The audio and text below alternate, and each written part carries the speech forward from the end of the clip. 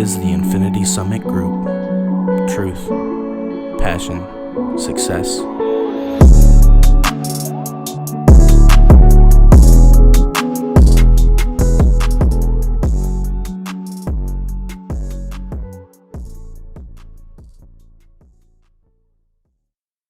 Hello, everybody, and welcome to another Infinity Summit Group podcast. Today is June 15th, 2021. It is a Tuesday today. We kind of had to postpone it, even though y'all won't get the postponement. Yeah. We'll be having it come out on time for you guys. But here we're talking about financial, spiritual, political success and trying to succeed in this world along with y'all. So I'm Noah, Xavier, Logan, Jesse, and we got a special guest here today, Rodney. Go ahead and tell them a little bit about yourself, if you got anything off the top of your head. Just the one thing that, that everyone likes or knows is that I worked with the police department, went through the academy, came out second in shooting, so I was pretty excited about that. That's good. I did not know that. Yeah, that's awesome. I worked with an agency around here. You have to go through a lot of training to get up to work with an agency. And then once you become an agent, once you get on with an agency, you have to go through what's called an FTO process, or a field training officer. Okay. So then you have to go and work kind of with a buddy, Is that where you got like a partner? Yeah. Go out and get coffee and donuts together, stuff like that, like you see in the cop movies? Yeah, except he's not your friend. Oh, really? No. Oh. He wants you to succeed so that he doesn't take so many calls, but he doesn't. But he's trying to find out if he should fail you or not, right? Oh, so it's like there's a 3-step or a 4-step process, and then once you're past that, then you go through another year of probation before you're finally in the clear, right? On the force, as it were. Yeah. Okay. So do you think that's kind of a good thing that they kind of try to see they try to see the faults so they don't, it's kind of cuts more people out so you get the best of the best in there, right? Yeah. Yeah. So with me what happened with me is I was trying to make it through the FTO process, and it's stressful. It's hard. And since you're the new guy, you get all the crap calls. I mean, all of them. So you got to learn real quick. And there was a lot of things I struggled with. It was going from I kept telling people the candy coated world I came from with being from our background, and then going to where people are, you've got to watch your back. When you walk up to a car, it might be the last car you walk up to. You've got to watch people's hands, make sure, you got to act like people are actively trying to kill you, because you never know when one of them actually will be, right? Mm-hmm. So I didn't make it through that process, but they liked the way I worked and how hard work and stuff like that I was always there trying to improve, right? And they liked that. So they had me go work in the office to kind of be around the environment a little bit more, to kind of help make that transition. And so I worked in that office for about 2 years. And then they had promised me I'd go back out, but then kept getting pushed out, and then COVID came and everybody quarantined, and then we didn't get the the sales taxes. And so they had to make cuts from. Oh. Yeah. Okay. Yeah. But now you're trying to rejoin it? Yeah. So because I was in the office, I would still run Spartans and stuff, trying to stay physically active. However, it got kind of hard. I wasn't moving as much as I would like to. And then after my last Spartan, I kept having issues when I would run. And running is a big thing with the police department, right? And so I just had to make sure that I was kind of up to make sure I could keep up with their tests, academy standards or whatever. Yeah. So I was always trying to run, but then I started having issues, and so then I got laid off. Rough. Yeah. Cardio sucks. So then I went to construction, which it's been a lot more. When I got laid off, my uncle had a construction company, and so I've been working with him. It's been a lot. Yeah, been a lot of fun, a lot more active, physically. That'll keep you in shape. Yeah, yeah. Lost a bunch of weight, and then I gained it all back, and muscle, I think. So Yeah, for the listeners, he's freaking built. He's not gonna fit in our biggest shirts we got. He's big, but in the best way, you know. You don't look fat at all. You look freaking just ripped. Sweet. Yeah, Thank you. yeah. Look like you could bench a freaking horse. So that's awesome. Thank you. So tell us a little bit more about these standards that they have as far as physical training standards, and then like, is there mental training standards? I'm sure they kind of look at all of that. Yeah, they really do. So with the physical, it's, you have to make so many push-ups, so many sit-ups, and then you had to jump so high. Oh, really? Okay. I can't remember a sprint. I can't remember how long it was, and then they'd have you run 1.5 miles in under a certain amount of time. And I was able to do all of that just fine. And then they had you do a lot of coursework. You'd go do a lot of class work, defensive tactics, things like that. So you were always getting for probably last couple months there, it was like every week we had a test, and they were big tests, Yeah. If you fail one, you have one chance, so you have one mess up, right? So if you fail it once, you can go back and take it again. If you fail that again, you're out, right? Jeez. Yeah, so Brutal. yeah. This is a lot more stringent sounding than what the world is making it out to be. Yeah. I mean, I wouldn't think they just slap a gun in someone's hand willy-nilly and say, hey, go enforce the law. But it's a lot more stringent than what you hear about. Yeah, people don't realize that. So there's 2 blocks. There's one called SFO, and then there's one called LEO. The SFO one is where you are. It's called special functions officer. So that's for guys who are still doing law-related stuff, but they're not out on the streets, right? And then the LEO is the law enforcement officers. They're the ones that are out on the streets. That's every cop had to go through that, right? Mm-hmm. So there's several tests in both of those. Like I said, several written tests on both parts. So SFO, there are several written, several physical, and then the defensive tactics one. Then LEO, there was more written, more physical, more defensive tactics. And then there was shooting, scenarios, and what's that? EVO, emergency vehicle operations. So that's where you're driving real crazy in a car. That's right. Yeah. So you have to do pass. donuts if you need to. Yeah. No, that would have been fun, but they were. After you get out of doing that training you're like, oh, so this is what a car can do, and so you. Start to get, you start to drive a little bit more comfortably. Yeah. So, were you out on the actual streets for a bit? Yeah. So when I was doing the FTO program, I made it I was out there for about 3 months, and then they transferred me over. Mm-hmm. So yeah, I did a lot of that. I ran the lights and sirens, what they call code, down 70 South, going I can't say how fast, but we were going real fast, probably faster than we should have. We did that several times, kicked in people's doors, things like that. It was a lot of fun. Sounds like a lot of stress to me. Oh yeah, Sounds intense. yeah. What's the scariest call you've been on, would you say? If you're able to share, willing to share. Yeah. So obviously I can't give names or anything like that, right? Mm-hmm. Sure. But the one it's kind of a slow night, and if you ever go on a ride along or anything like that, don't ever say that word. Slow. Blows the night up. But so it was a slow night for us, just kind of driving around trying to get to know the city, because that's a big one too. Is a lot of people, especially now, is everybody's had GPS, so nobody knows how to get to places without a GPS, right? And so they're having a big problem with that, and which I even had an issue with that. But I was trying to learn, because I told them straight up, like, I'm a millennial. I've never had to do this. I've always had a GPS. For sure. So then, so anyway, we're kind of driving around, get to know the city, and went back to the station. We're just kind of typing up reports, and that's another thing. People don't realize how much paperwork goes into anything. It is.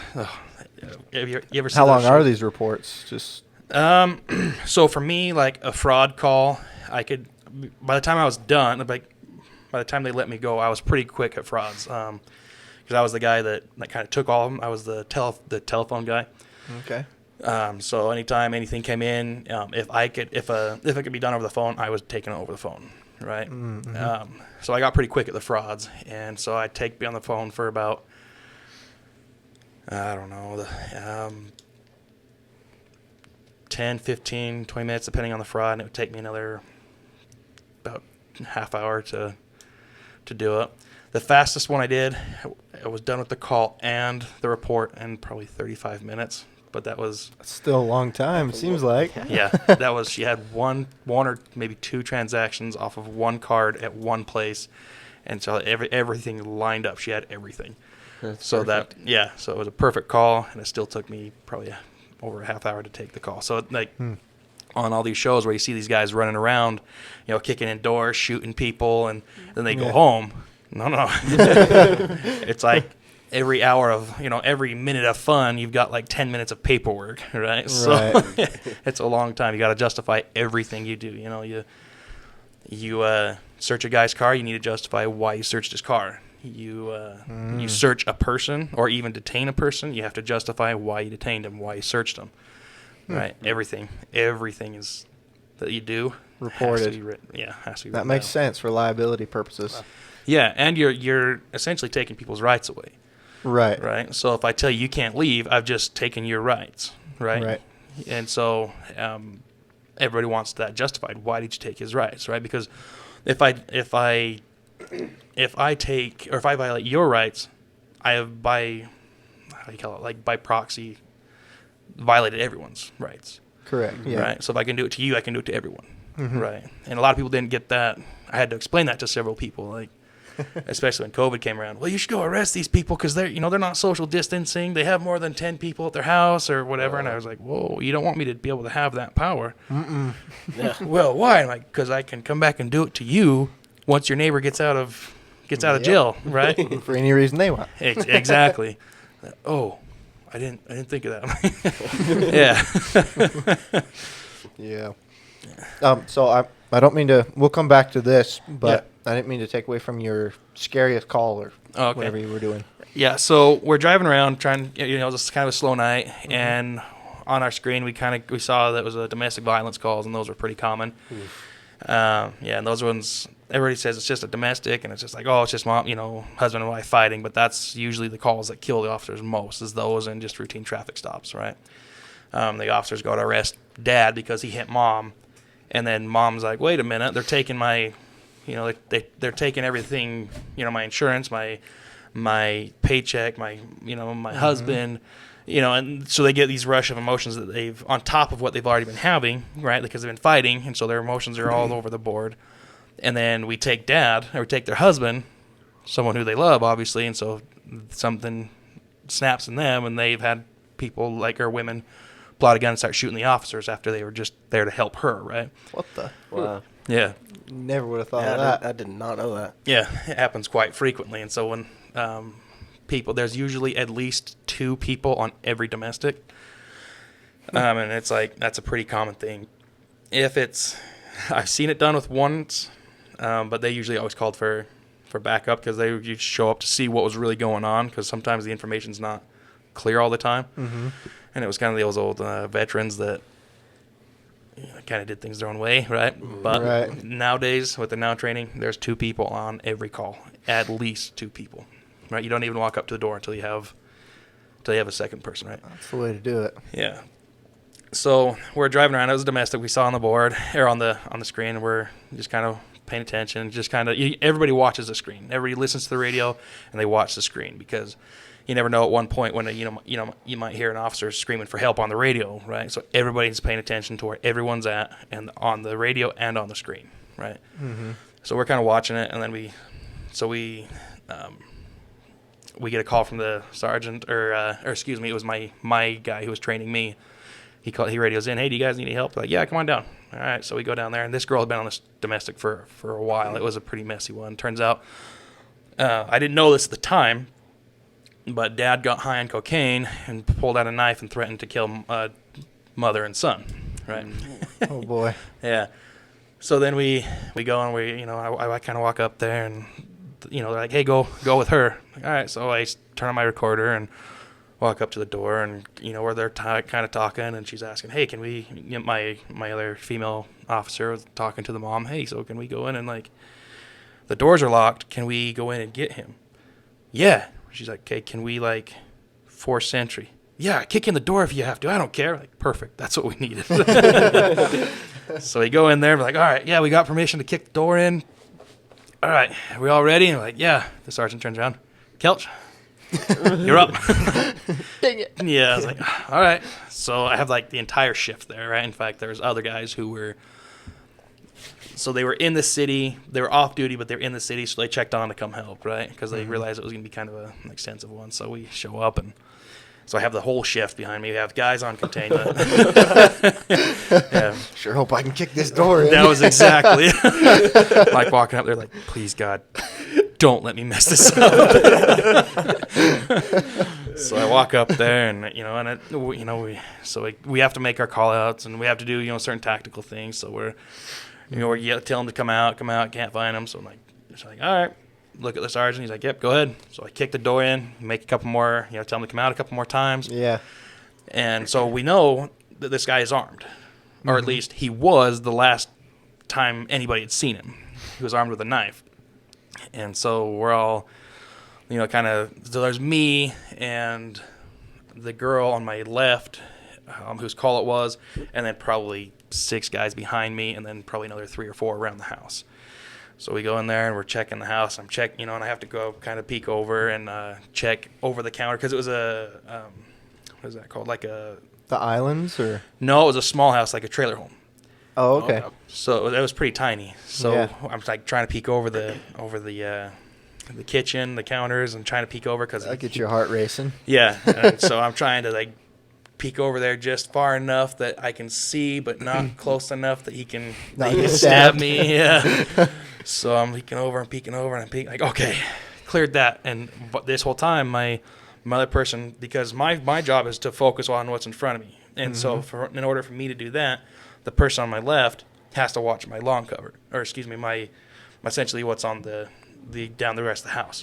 So she's not watching what's behind her. That's on me. So I'm not watching if someone's coming this way. So we're all focused on our jobs, and so we go through. We start clearing the house, and well, I should preface this: when I kicked that door, I kicked it hard. I mean, I put a lot into that, and that door just flew open. And so then we, the door flies open. So we go and we're searching. And we go up and we're going down the hallway. And again, like hallways, we don't like them. They're, they're kind of fatal funnels, and those and doorways. And so we're kind of trying to be quick. And you're always trying to be quick, but you're always trying to be safe, right? Make sure that you're not gonna get someone killed. You want to go home alive. Yeah. And have everyone else go home alive. Exactly. So we're searching the doors, and so we go searching through the doorway. And I search this room, and I'm like, okay, it's clear. And I go, and then while I'm doing this, I'm searching the to my left, the doorways on the left, and that same girl is focusing on the lawn cover, is what they call it. So she's focusing on the rest of the hallway. So she doesn't know what's on the inside that door. She's relying on me, right? And I don't know what's down there. I'm relying on her. So we're doing this, and we go to clear. I'm like, okay, that's clear. And then I go to go to the next room. I was like, wait a minute. There's a big pile of blankets on probably like 4 feet in front of the door. I'm like, wait a minute. So I turn around. I'm like, wait a minute. That's his back. I saw the small of his back. Oops. I saw the small of his back inside the blankets. Oh, my hell. Yeah. So I'm like, oh, he's right there. And everyone's like, wait, what? He's right there. I can see his back. Yeah. And so they're like, hey, give me your cuffs. So I put my gun away, and while I'm doing this, all of our guns are drawn. We're all, trained on him. Yeah. Trying to make sure that, we can meet that level of force if we have to, right? So I put my gun away, and I'm trying to pull out my cuffs, but I had gloves on. So I kept slipping, and they're like, Kelch, give me your cuffs. I'm like, trying. But this guy just wakes up to, like, probably 6 cops, like, get on the ground, wake up, get up. And he's ripping them up, and he's, just, it's all pandemonium for him. We're ripping him up, trying to cuff him. And so I'm trying to grabbing my cuffs out of my belt, but my freaking gloves, they were like new mechanical gloves that I was trying out, and so they kept slipping, like frick. And then I see the girl, and I hear the girl who's supposed to be watching my lawn cover. You know, she's focusing down the hallway, and I'm focusing on this guy, so I don't know what's on down the hallway. Right. So I'm, almost like crap. And then I hear her, hands, I see hands. So I flip around, pull out my gun. I'm like, let me see your hands. And another officer had poked his head up through the back door. So when I'd kicked the door, it opened up the back door with through the air pressure. The back door wasn't closed all the way. So then he sees it. He's on containment. He sees it. He's like, oh, crap, the guy's running. So he runs up just as we happen to meet. So he meets the door right as we're up to the door. So we just see hands grabbing, because he was grabbing to stick his head in, right? Yeah. So we see his hands. Hands, we see your hands. And he pokes his head in. That scared me. So we picked the guy up, we arrest him, and then for that little bit of fun, it was a lot of paperwork. Yeah, I'll bet. Especially having a potential incursion there with the cops. Yeah, and so that's kind of one thing they train, because you try and avoid that as much as possible, the blue on blue. Yeah. And you're always trying to communicate and over-communicate and make sure you know where everyone's at, right?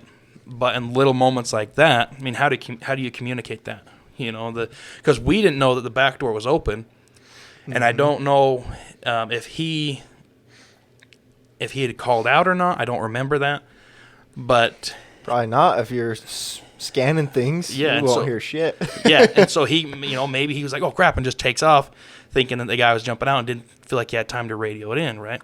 Mm-hmm. So you're always trying to be cognizant and kind of be aware of that. So luckily, I shouldn't say luckily, everybody was really professional that day, and everyone went home, right? So that was that one was fun. Adrenaline was pretty high on that one. That's awesome. So when you're, say, walking up just on a regular traffic stop, is your heart thumping every single time on that as well? No, not quite as bad. No, you're not. You kind of get used to a lot of the adrenaline, right? Because it's through the academy, and like every time they're giving you adrenaline dumps, and so that you can kind of get used to that, because adrenaline makes. I mean, it makes even the most experienced people, their groupings on their targets can be, an inch wide. To get adrenaline into the mix, and it's everywhere. Oh yeah, it's hard, and so they're trying to get used to that, and not only with your shooting, but with your speaking, your thinking. You might act. If your adrenaline's through the roof, you might black out and beat someone too many times, right?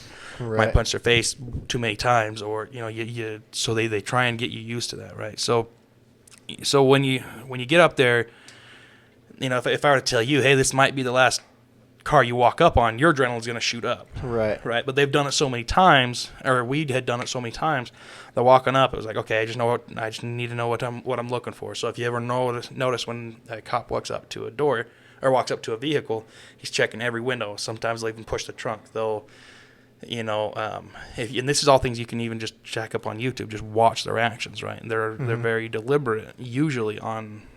Obviously you're going to have everybody who messes up from time to time, right? Mm-hmm. People sometimes get complacent, things like that. But, they walk in, they're checking everything. They're checking hands, and that's a big thing. If you ever walk up, if a cop ever walks up and you have your hands hidden, it's probably the first thing he's going to say, put your hands on the wheel. Yeah. All right, because reaction times, it gets sketchy, because they're reacting to you, right? So if you have a gun under your, in your door, your jacket or whatever, and you pull it out and hurry and shoot, they have to react to that, and also identify, is that a gun, or is it a wallet, or is it a phone, something. And it happens a lot. People will pull fast ones like that and pull out their wallet really fast or something. Yeah, get shot. Yeah. Well, either that, or it makes the officer jump, and they usually pull out their gun, because doing it real fast, it gets hard to identify that, right? And so, so when you're walking up, your adrenaline's not going through the roof every time, but there are some things like, okay, this doesn't feel right, and so you'll call another back, or your kind of your attention and your kind of awareness kind of peaks up a little bit. But so you've done, by the time you get out of the academy, you've done it so many times that you're pretty I don't want to say comfortable, but you're pretty confident in what you do. Yeah. Yeah. Do they touch, or do the cops touch the back of your light to leave their fingerprints? Is that a real thing? I've seen it in movies and stuff. Back of your light, not or like your tailgate like- or anything. Do they leave their fingerprint anywhere just in case? I don't know why it would help, but no, Just wondering if they do. not to my knowledge. 'cause I've heard that too. Yeah. Maybe in some of the bigger agencies, I doubt it. But it's usually, if they're touching the back of the car, it's usually for a security thing, not like I'm gonna leave my fingerprints here in case I get shot. They'll know which car, Right. right? Because it's usually when you pull a car over, it's we've already before we've even gotten out of the car, we've told told our dispatch where we're at, the car, license plate, everything. Everything that we know about that car, dispatch knows about that car, and the whole agency knows about that car. Right. Okay. So when they walk up, it's usually, if they're touching it, it's usually to make sure, is it closed? Is there something hinky with it? Is there, does it sound right? Does it look right? Or, but I've never heard of that, Okay. the fingerprints one. So with the traffic stops, or I guess just being a cop in general, I see in Utah everyone is usually solo or by themselves, and then in other states they run with 2 people in the squad cars like all the time. Why is that? In Utah, we have kind of adopted the practice of going solo, and it's mainly because we can have a bigger coverage of the city, right? So I might be alone, but say if there's only 3 of us out that night, instead of there only being 1 car and a sergeant, right? You now have 3 cars that are out driving around, and so you kind of get more coverage of the city. And then whenever you see anything, you usually just radio it in, and then the other guys will come. Okay. Right. That makes sense. Yeah. So when we're stopped for traffic, what's the best practice you'd recommend as far as the person being pulled over? What's the best practice that way? What's that? Oh, I was gonna say in the eyes of the cop, what would be the best thing to walk up on? Keeping your hands on the steering wheel, rolling down your window, keeping everybody's like, oh, pull out your gun and put on the dash. Don't do that. I've heard pull out your wallet and license and stuff and put it on the dash. Yeah, you That could way do it's that. easy access. Yeah, but- you could do that. But if you have your gun on there, it's say if when I walk up, I always like to see the hands on the steering wheel or where I could see them. Right. And then if they were carrying a gun, I always like to know. They'd tell me, hey, I'm carrying a gun. I'm like, okay, just don't reach for it, and I won't reach for mine, type of thing. And people were usually pretty cool, and so and people have had horror stories of cops doing different things with them, freaking out. But from the ones I've saw, they were always pretty good about it. Like, okay, that's fine, just don't grab it. Where's it at? Yeah. It's on my left hip. Okay, just don't grab it. Or where's your wallet? It's on my left pocket. Okay, very slowly pull out your wallet, right? And so Right. but even the way they stand, it makes it hard for you to try and shoot them, and that's deliberate, right? So they're always kind of trying to be good with people, but trying Hard to protect balance, I themselves. imagine. Oh yeah, it's Because like you say, you're walking into every situation knowing it could be your last. And so it's just like, it's understandable why some of them can get mean yeah, for no reason, allegedly, yeah. yeah. And so kind of going off of that, this might be a little tangent, is people also don't know what kind of calls they've been on before Right. you had met them, Right. So I kind of give an example of one night I had as I was driving around again, trying to get to know the city with a different guy, and I'm driving around in an area that I wasn't real familiar with, right? It was kind of a slower night, and so we're driving around, and a full arrest came in, meaning someone was not conscious, not breathing, they're usually not conscious, right? Mm-hmm. So, and then we usually find out if they're conscious, breathing, alert. Okay, they're not conscious, they're not breathing, and they're not alert. Right, and so it's like, okay, crap, they've only got a certain amount of time. Mm-hmm. So then they happened to be real close to me, so I rushed into this person's house. It took me a minute to find it.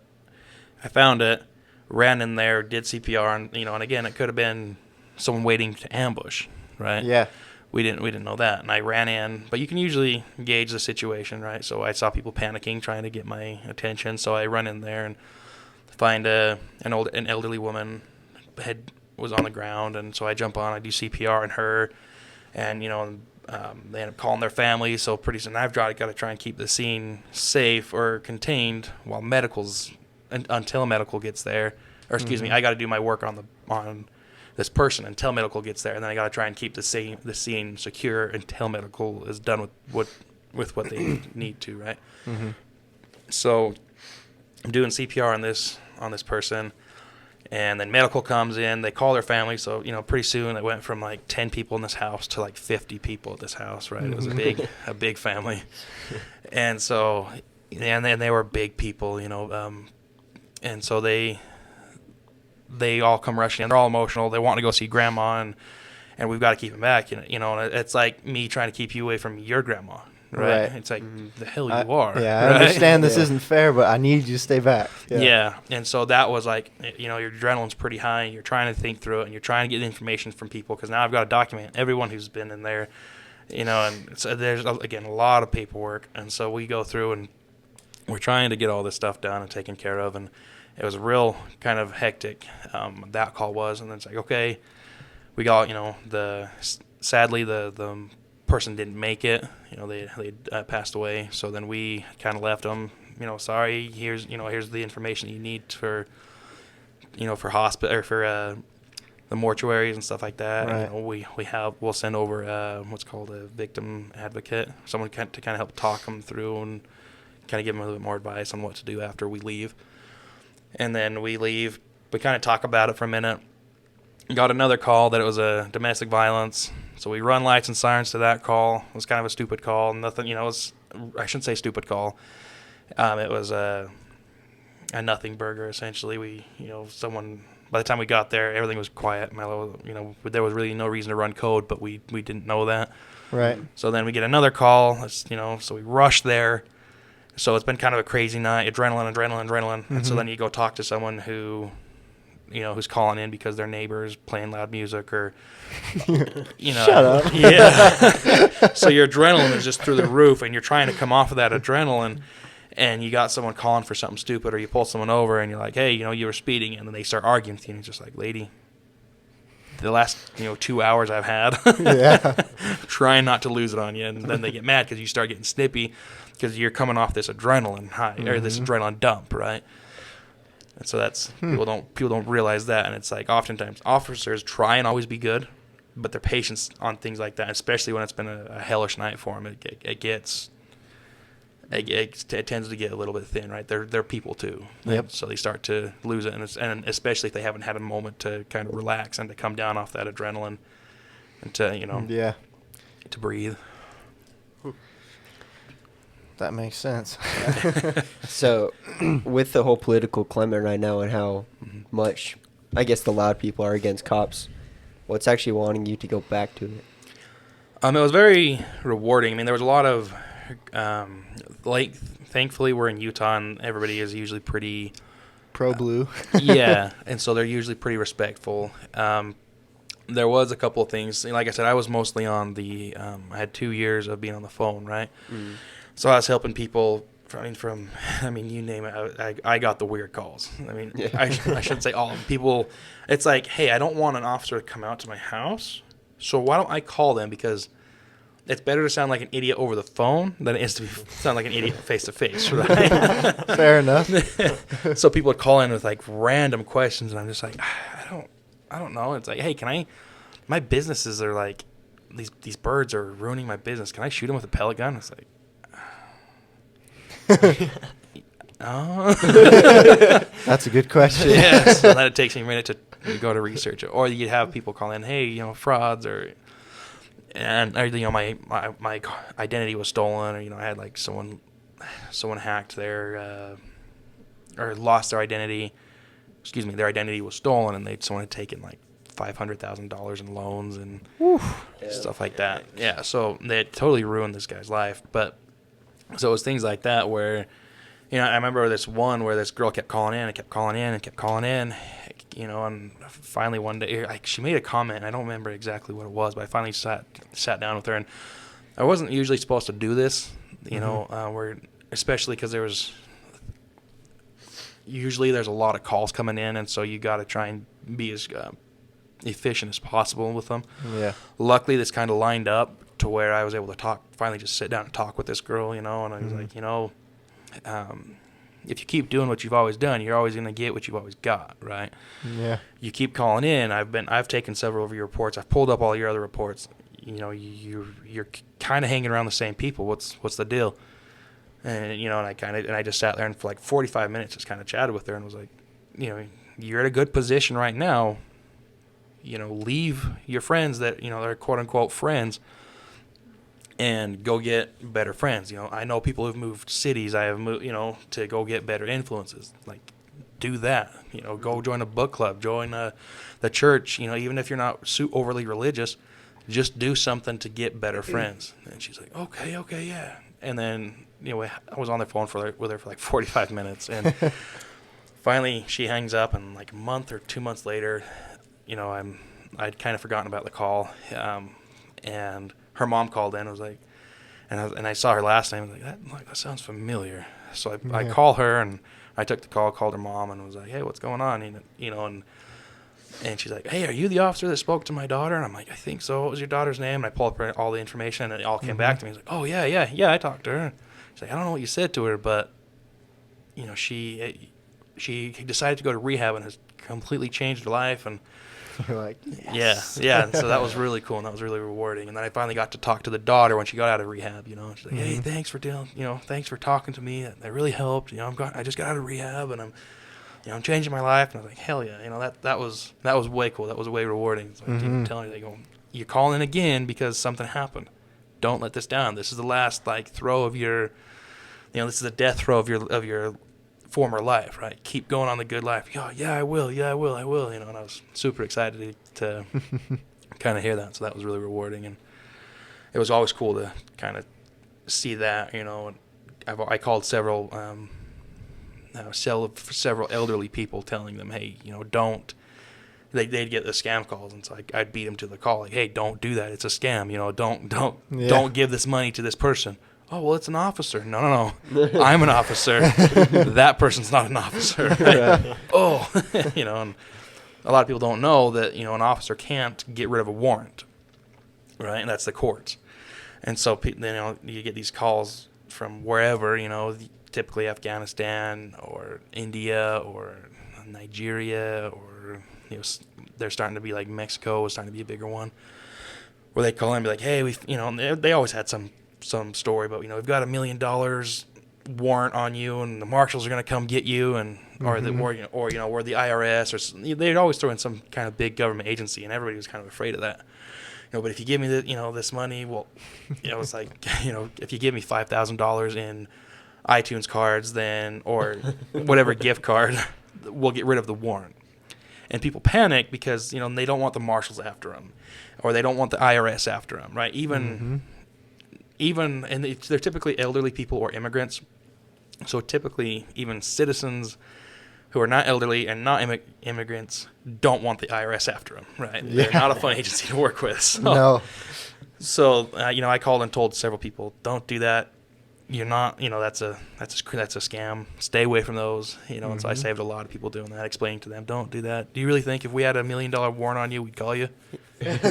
Oh, I didn't even think of that. Yeah, we'd be in like the helicopter, like breaking windows, like, you know, not really, but like, you know, that's the kind of the, like what you'd see on TV, where they just come in and, you know, flashbangs and, you know, 30 guys on the SWAT team, right?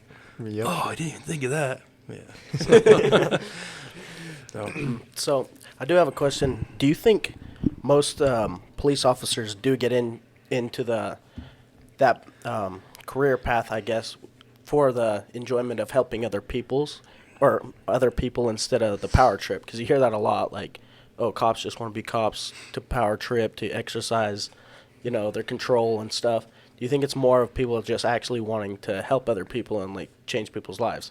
From my experience, that was typically it. You know, every time I talk to people, why, you know, because a new guy would come in, you're like, hey, why are you doing this job? And they're always like, I want to help people. I wanted to, you know, I had this happen in my life, or I had, you know, whatever, you know, they always had some kind of experience, and they're like, yeah, I want to help people, you know. So that was typically the answers. Everyone wanted to help someone, you know.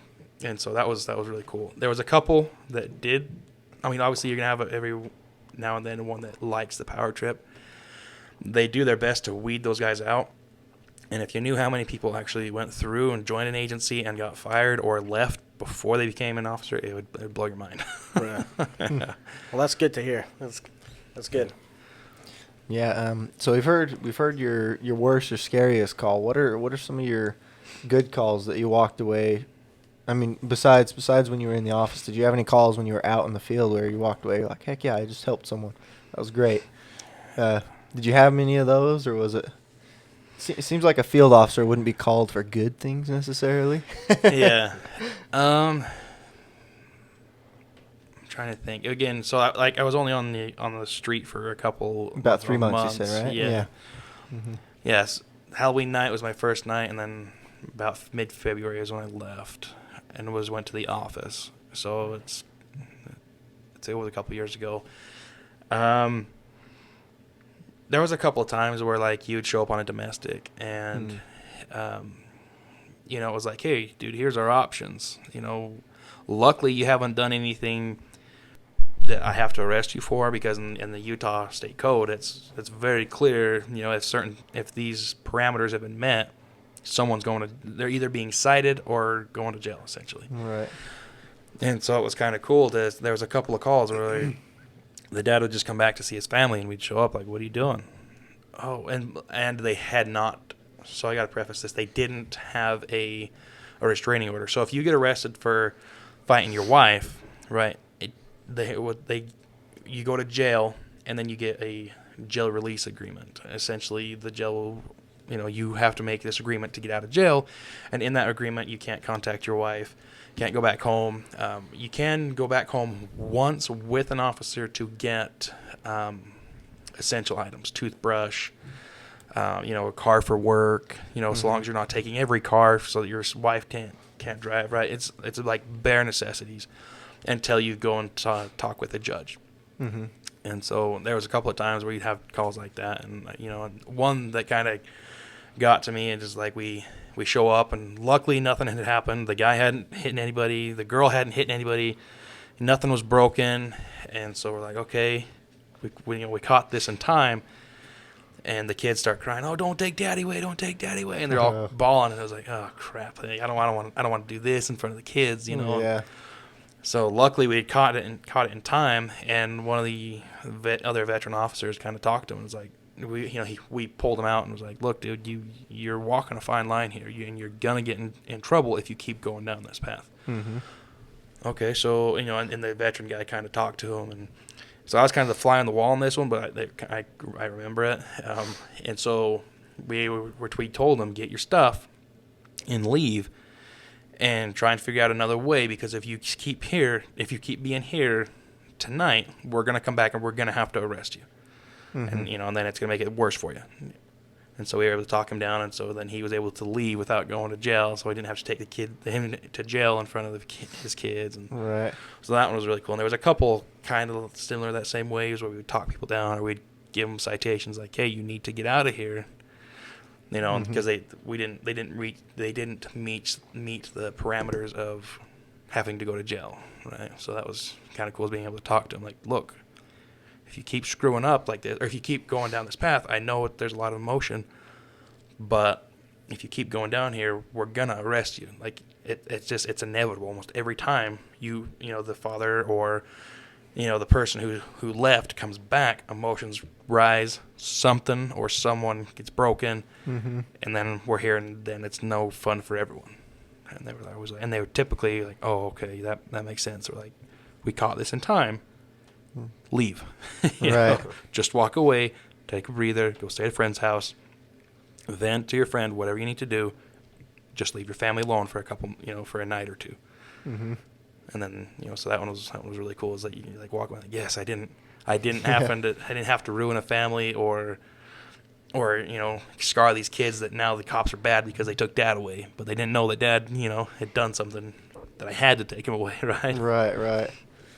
What do you do to cope with the emotional aspect of it? Because I'm sure that's got to be so draining on you, dealing with like all the bad stuff and the good stuff. Yeah. So people don't know this. Cops have a really demented sense of humor. Okay. And that's That's how you got to deal with it, I'm sure. yeah. And so they have, and that is kind of a lot of the ways they deal with it. I mean, people would come back on some pretty heinous calls, one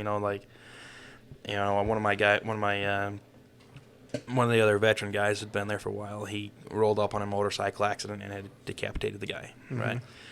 And so we're all like, "Oh crap," and he's kind of chuckling, making jokes, but he's not making jokes about the guy, and we all understand that he's cracking jokes because he's letting off that steam a little bit, right?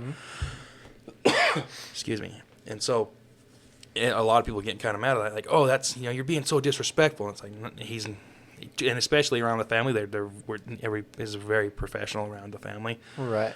But when you get back to like the report writing room, some of the ride along guys were like, "Holy crap, you guys are like morbid," and it was like, yeah, but that's kind of how you let it off, right? But then everybody kind of watches each other, and so they'll and they, not always, right? But they try and catch it. Hey, dude, are you okay? So they'll have kids, especially kid calls. A lot of officers have a hard time with that. So they'll kind of watch each other. Especially if you like the first 2 or 3 guys on scene and you see the worst things. The guys coming in they kind of watch them like, hey, are you okay? And then they'll notice people start to get the officers will start to get short with people, or they'll start to get emotional, or they're trying to cope, and they'll tap them out. Hey, go. I got this. Go sit in the car for a minute. And so they usually try and always watch that. And then they have a lot of peer support groups and counselors and things like that to try and make sure that the emotions aren't getting to that officer, because it's a high suicide profession. Yeah, I believe it. You'd have to have in-house therapists just all the time. Yeah, so It'd be rough. So they have like a lot of insurance guys, like the insurances and the cities and stuff will help pay for therapists and things like that, because you do see a lot, and it gets to you after a while, But, Yeah, I'll bet. I can imagine even like the dispatchers who are the first ones on the call, yeah, that's rough for them too. I knew a kid who would do the dispatch, and he's like, yeah, it was rough. yeah, and that was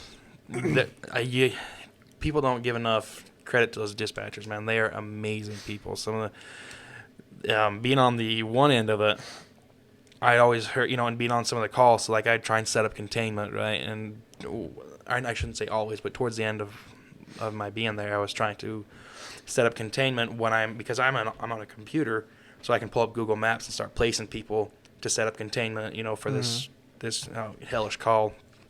But the dispatcher, she's got to try and talk with the person on the phone, talk with the officer, so the officers are come flying in. Hey, is there a way they can get out? The dispatcher's already talking to them. Hey, can you get out? Can you, talking to this kid or this mom, or and as their emotions are high and they're trying to talk to them, but then also trying to talk to the officer. What house is it? We don't see the house. We're in the house. We're in the neighborhood. What house? It's the brown one. There's 4 brown ones, right? Yeah. And so they're talking to everyone and pulling things up on the computer and setting up containment. I mean, they're amazing. A lot of multitasking. Yeah, Oh, yeah. Sounds like it. Jesus. That sounds crazy. That's wild.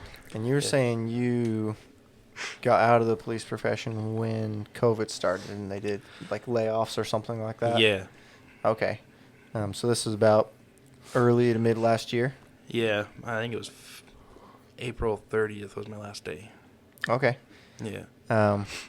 So you didn't really have to deal too much with like mandating masks or any fines that way or anything? No, I didn't, thankfully. I got on, I was on the later end, or the earlier end of it, and that's when people were calling and like, hey, they're not social distancing. And, I was like, well, the governor hasn't set that in order yet, so there's nothing I can do, right? And that's usually why when I try and tell people, like, be careful what powers you give us, because they can be turned against you, right? Yeah, even like with me personally, thinking about, because everyone was like, oh, Trump's just going to do a military takeover. It's going to be so awesome. I'm like, hell no, we don't want that. No. We do not want military powers for anybody like that. No thanks. It'd be cool if he wins honorably, but if not, then whatever. Exactly. That's why we have the systems we have.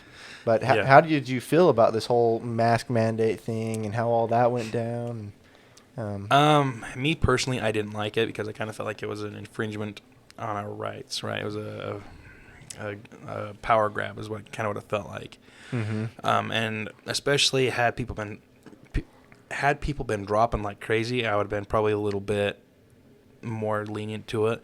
Right. But I'm pretty, and a lot of officers that I've actually spoken to, they're pretty libertarian on a lot of it. You know, they want to have people's freedoms, and that's why they join, is because they want to protect people's freedoms, is what typically the answer. And so I was kind of on that same boat, like, and all the guys that I knew, not all of them, but most of them were all against the mask. We don't like this. This is stupid.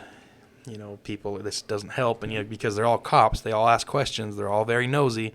Yep. And so when you start, things don't add up, it's like, wait a minute, this is our job, is to look at crap like this. And yeah, something's not making sense here. Right. And it made sense when the numbers were, we'll say, inflated at the beginning, It where was like 10%. everything was COVID and everyone was dying. It was like, Yeah. oh shit, maybe masks are a good idea. Even then, I didn't like it. I was like, still should be a choice. But Yeah. once real numbers started coming out, it's like, okay, it's no worse than the flu, and flu numbers are way down. So some of it was probably called COVID anyway. It's like, fudge, okay. Yeah. Yeah. Whatever. So what do you do in the, do you own a house, I guess? We can get into the financial stuff now. Yeah. I own a house Yeah. with me and my brother, actually. Mm-hmm. Do you have renters? Yeah, we just had one move in. Yeah? Beginning of this month. Heck yeah. So what Makes your wallet fatter. Yeah. Mhm. What are you doing in that aspect to keep, I guess, financially Stable. Stable, yeah, really. In this day and age, Yeah. everything going up so much. Yeah. So I have been just kind of working at a construction job. Construction pays pretty good. A lot of people don't want to do manual labor, and so the wages are starting to go up. Right. Trades pay a lot. Yeah. Yeah. And so that helped with my finances. I've been doing a lot of like the Dave Ramsey. Okay, yeah, I keep saying Dave and not Gordon. Yeah. Vice versa. Right? So Chicken's undercooked. yeah. So I do a lot of like Dave Ramsey, or listening to like the Richest Man in Babylon, or yeah, It's the basis of the financial Bible. yeah, or the Rick Kerber's 13 Principles of Prosperity, things like that. So I try and kind of watch that, and in fact, that one's actually been a good one for me, because I was like, oh crap, this deal's going off and online and offline in 10 minutes, so I'd hurry and buy it. And Rick was like, no, don't do that. If you're gonna buy it, why are you looking for the deal, right? And I was like, oh yeah. And so that's kind of helped me along a lot of things. Like, oh crap, wait a minute, don't do that. Rick said don't do it. Like, oh yeah, okay. Okay. Is there anything of his available besides the 13 Principles? Because even the 13 Principles are nowhere to be found for me right now. And I haven't been able to find any of his online stuff. Nothing. I found his website.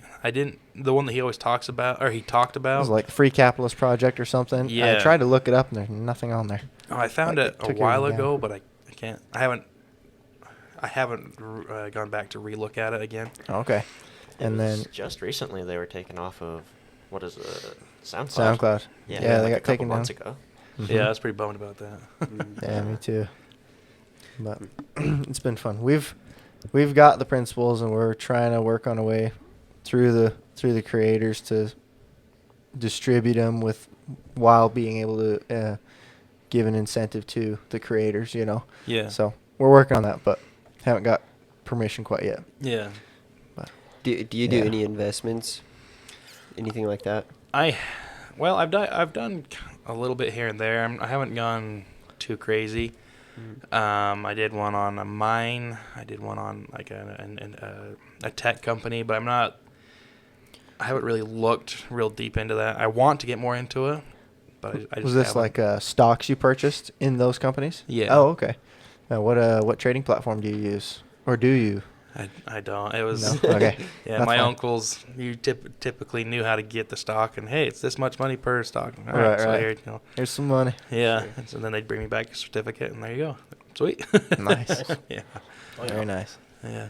You don't play with cryptos at all or anything? I haven't. I've been wanting to get into it. It's just when I got laid off, my finances kind of took a hit, Yeah. And so the past little while I've been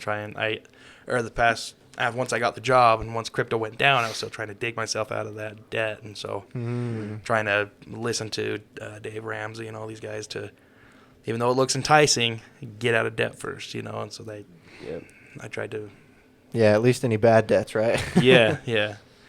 And that's what it was. It was bad debts, Right. credit cards, try to get my finances and then make sure I had enough to last so many months and stuff like that. So now I'm sitting on top, and now I'm starting to look like, maybe Yeah. maybe I Start should jump looking into at crypto things. and stuff like that. Yeah. The whole market is down right now. It's on a precipice kind of thing right now as far as the crypto market goes. We could be seeing a massive drop in the next month here because we just had a massive drop, and it's real low right now. Okay. But we might be seeing another massive drop, or we could just be seeing a massive dip before another rise. Right. It's kind of a decision point. So if you were going to buy into crypto, now might be a good time to get a little bit and then see where it goes from there, and then That's a good make your idea. decisions, because it's down half of when I got in, Wow. so maybe even more than half. So it's very much down. Wow. Yeah. Well, with all the inflation going on, it should be picking up, right? Yeah. Yep. When/if we get a stimmy check in July, such as the rumor. No, hopefully Yeah. not. No more. Yeah, I agree. I mean, I didn't want the first one, but No. Or the second one. nope. None of them. Did we get we didn't get a third one yet, huh? No. This will be the third one. How much is it supposed to be? I've heard rumor of 3K. Holy crap. No, They're we got ruining a third us. one, did we not? We got the 1,200 at first, and then Oh, 600, yeah. and then another one. Yep. So this will be the Oh, fourth. that's 12, true. 6, and then Oh, like 14, wasn't it? Because That sounds about it went right, up yeah. to Yeah. 2,000. yeah. It's like, I'm giving $2,000 to everybody. Oh, see, I got it up to 2,000, guys. Yeah. Yeah, that was interesting. Yeah. Our dollar's lost 10% of its value since last year, and that was a couple months ago. So Yeah. 30% of all money, or 30% of the dollar has been printed. In the M1 last- money supply, I think. Yeah, That's insane. disgusting. It's a good way to ruin an economy. Yeah. Yeah, but the only reason we're staying alive is because everyone else is printing even more. Yeah. Jeez. They're giving stimmy checks every month. Really? Yeah. A lot of the countries, especially Europe, giving stimmies every month. and a lot of money too. And there's like way more than there's we been get. talk of giving monthly stimmies here. No. No, thank Yeah. you. I disagree. I don't think it's going to happen, but there's been talk. Yeah. I don't like that. No. What do you think about Um, Putin and Joe Biden meeting tomorrow? That'll be interesting. Putin's a monster. Yeah, he's gonna eat He's Biden going to eat that alive. old man. yeah. Yeah. He's a. It's going to be an embarrassment for America. Yeah. Like, sadly, truthfully. You called me killer. Yeah. I'll show you. Yeah. To be honest, though, like he's a. If he was our leader, I mean, okay, there's probably corruption there, right? And that's not Right. what I'm looking at. But just looking at the leadership skills of both. Very of those strong two, leader. Oh yeah. Oh yeah. Very strong. And then add in the corruption, and all that, and then okay, I probably don't want to follow him. Yeah. I But did. I don't want to follow Biden either. No, I did like him and Trump as far as their leadership skills. It was great. It was head to head. It was just like two bulls. It was awesome. Dragon Yeah. energy. Yeah, Yeah. exactly. Dragon energy. But Biden just, I don't know, the wind went out of the sails of America. Yeah. And when Biden got in, it seems like just meh. Even Yeah. with the pipelines, he denies America's pipeline, but Russia's pipeline, he says, go ahead. Like, Yeah. what the fuck, bro? This is okay, cool. Have you guys ever read The Creature from Jekyll Island? Yes. Oh, We yes. read that That's on insane. Here. Yeah. Yeah. I'm just finishing up with it. And That's I, a good Is one. this your first read yeah. of it? Oh, my Yeah. God. So I started it like 2 years ago, but I get so frustrated with it. I had to turn it off and wait for a couple months and start up again. And I get Damn pissed it, off. let me go get my gun. yeah. Yeah. It's one of those horror books that's like real, and you're like, oh, that's depressing. Yeah. Yeah. That one and Atlas Shrugged did it to me too. Oh, my It's like- hell. Atlas Shrugged is so good, though. It's probably my Yeah. favorite book. Yeah, me too. Yeah. It was well, because I listened to it right as I got out of I'd probably say, I shouldn't say right after, so probably like 3 or 4 years after I got out of high school, and Mm-hmm. I started listening to it, and I was like, holy crap, these arguments are starting to happen today, like the same arguments, different Yep. words, but the same argument. Yeah. And now I'm just looking at them like, holy crap. Yeah. This girl was a prophet, man. Yeah, we were reading prophecy. She's gnarly. Yeah. Yeah, we're going down the communist path pretty quick, or socialist, Yeah. whatever you want to call it. We're in socialism. That's Yeah. that's It's what's here. happening. You have all these government programs, and the last thing remaining is just people's paychecks. Mm-hmm. You know, you've already got True. Medicare and everything. If you happen to fall down, there's always Big Brother to pick you back up. Yeah. I don't like it. And speaking of Ayn Rand, Anthem. Oh, yeah. Yeah. Yeah. How's Yeah, that? we got the book. Did you end up reading it? Like I said, you don't have to, but Yeah, if you did end up reading it, it'll be Yeah, I good. listened to it. I found it on YouTube, actually. So Perfect. Yeah. There you go. Yeah, it took me a minute to figure out that every time they were talking about we, it was one individual. Yeah, it's weird, it huh? took me a Took minute. me like 10 minutes or a couple minutes to figure that out. Too. I was like, what the hell is going on here? Such a good book. Those like how they had to rediscover electricity and everything, and then even when he Yeah. brought it to him, he's like, all the council was like, how dare you create something without the group and without our permission? Yeah, so it already took 50 years to get candles in. Yeah. That was Yeah. crazy. What the heck? Yeah. You get nothing Screw done this with that electricity mindset. shit. Yeah. It's like if everybody didn't create on it, or collectively, then it's thrown to the wayside. Yeah, it that's doesn't garbage. exist. There's no Like, such thing yeah, as the literally. self. Yeah. Yeah. Yeah, and that's one thing I did like about Ayn Rand, listening to her books. When I say read, I'm usually listening Audible or an audiobook. We right? all So- listen to Audible. Yep. Yeah. Okay.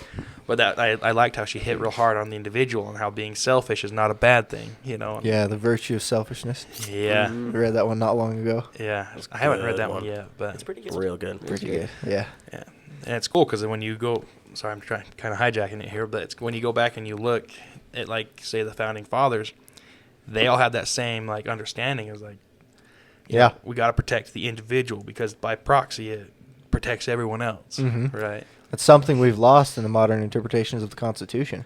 Yeah, It's like, okay, everybody and their dog thinking that the Constitution is it's a living document, but it's not a document meant to be taken lightly yeah, or stepped on. yeah. And Well, if you look at the wider social value, yeah, it's like, shut up! I don't like where this is going. Yeah, so even with the Second Amendment, it's pretty simple. Shall not be infringed. It's like, Mhm. okay, what does that tell you? Yeah. I know, I think it's the judicial that's supposed to interpret the laws of the land, right? Yeah, And their interpretations just keep changing, yeah, which is understandable. The people change, judges change. That's great. The Mhm. interpretations change, but some of the things that are so clear cut, like all of the Bill of Rights and things like that, is like there's a reason the Bill of Rights was added to the Constitution. right. It's like, okay, yes, it's all a living document, but these things do not change. That was the first 10 amendments, Right. So,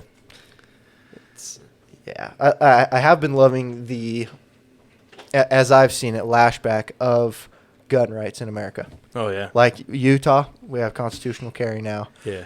Things like that, it's like badass. And then there was rumor about they're trying to introduce like gun education classes in Really? in high school as an option. Yeah. That'd be cool. Yeah, That would be cool. that was something they were proposing back when they were doing the constitutional carry stuff. Really. So it's I don't know where it's gonna go or if it's gone anywhere, but yeah. Well, the federal judge just struck down the ban in California. Yeah, Did you hear about that wasn't it the assault weapons ban or something like that? That's fantastic. Yeah.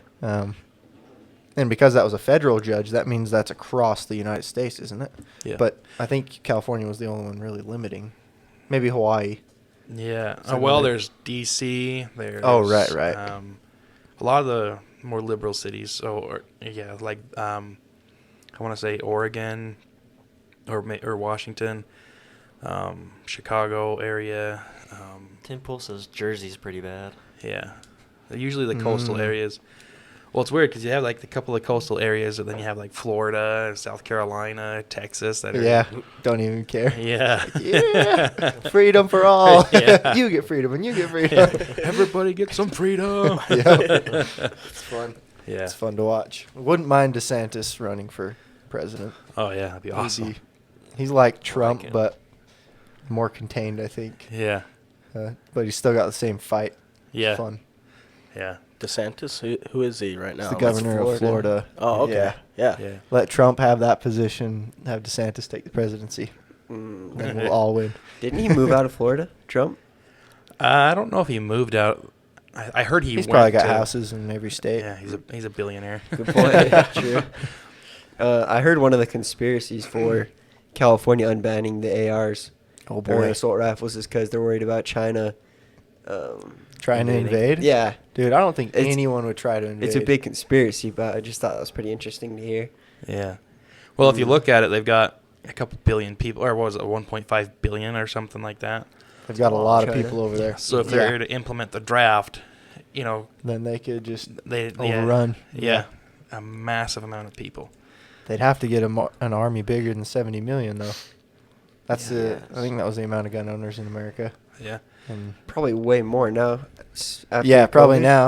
or after the Yeah. riots, really. I know the statistic was like there is 1.2 guns per American or something in the U.S. It was like, yeah, That's awesome. It's perfect. I did a research paper in college about guns, and it was about 2011. And back then, they were saying there's 300 million guns, right?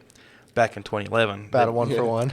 Yeah. Hell yeah. Awesome. But every year since, or every year that I've kept track, about Black Friday, we've bought enough guns to arm the Marine Corps. The civilian population did. Yeah. So like, there's more than 300 million out there.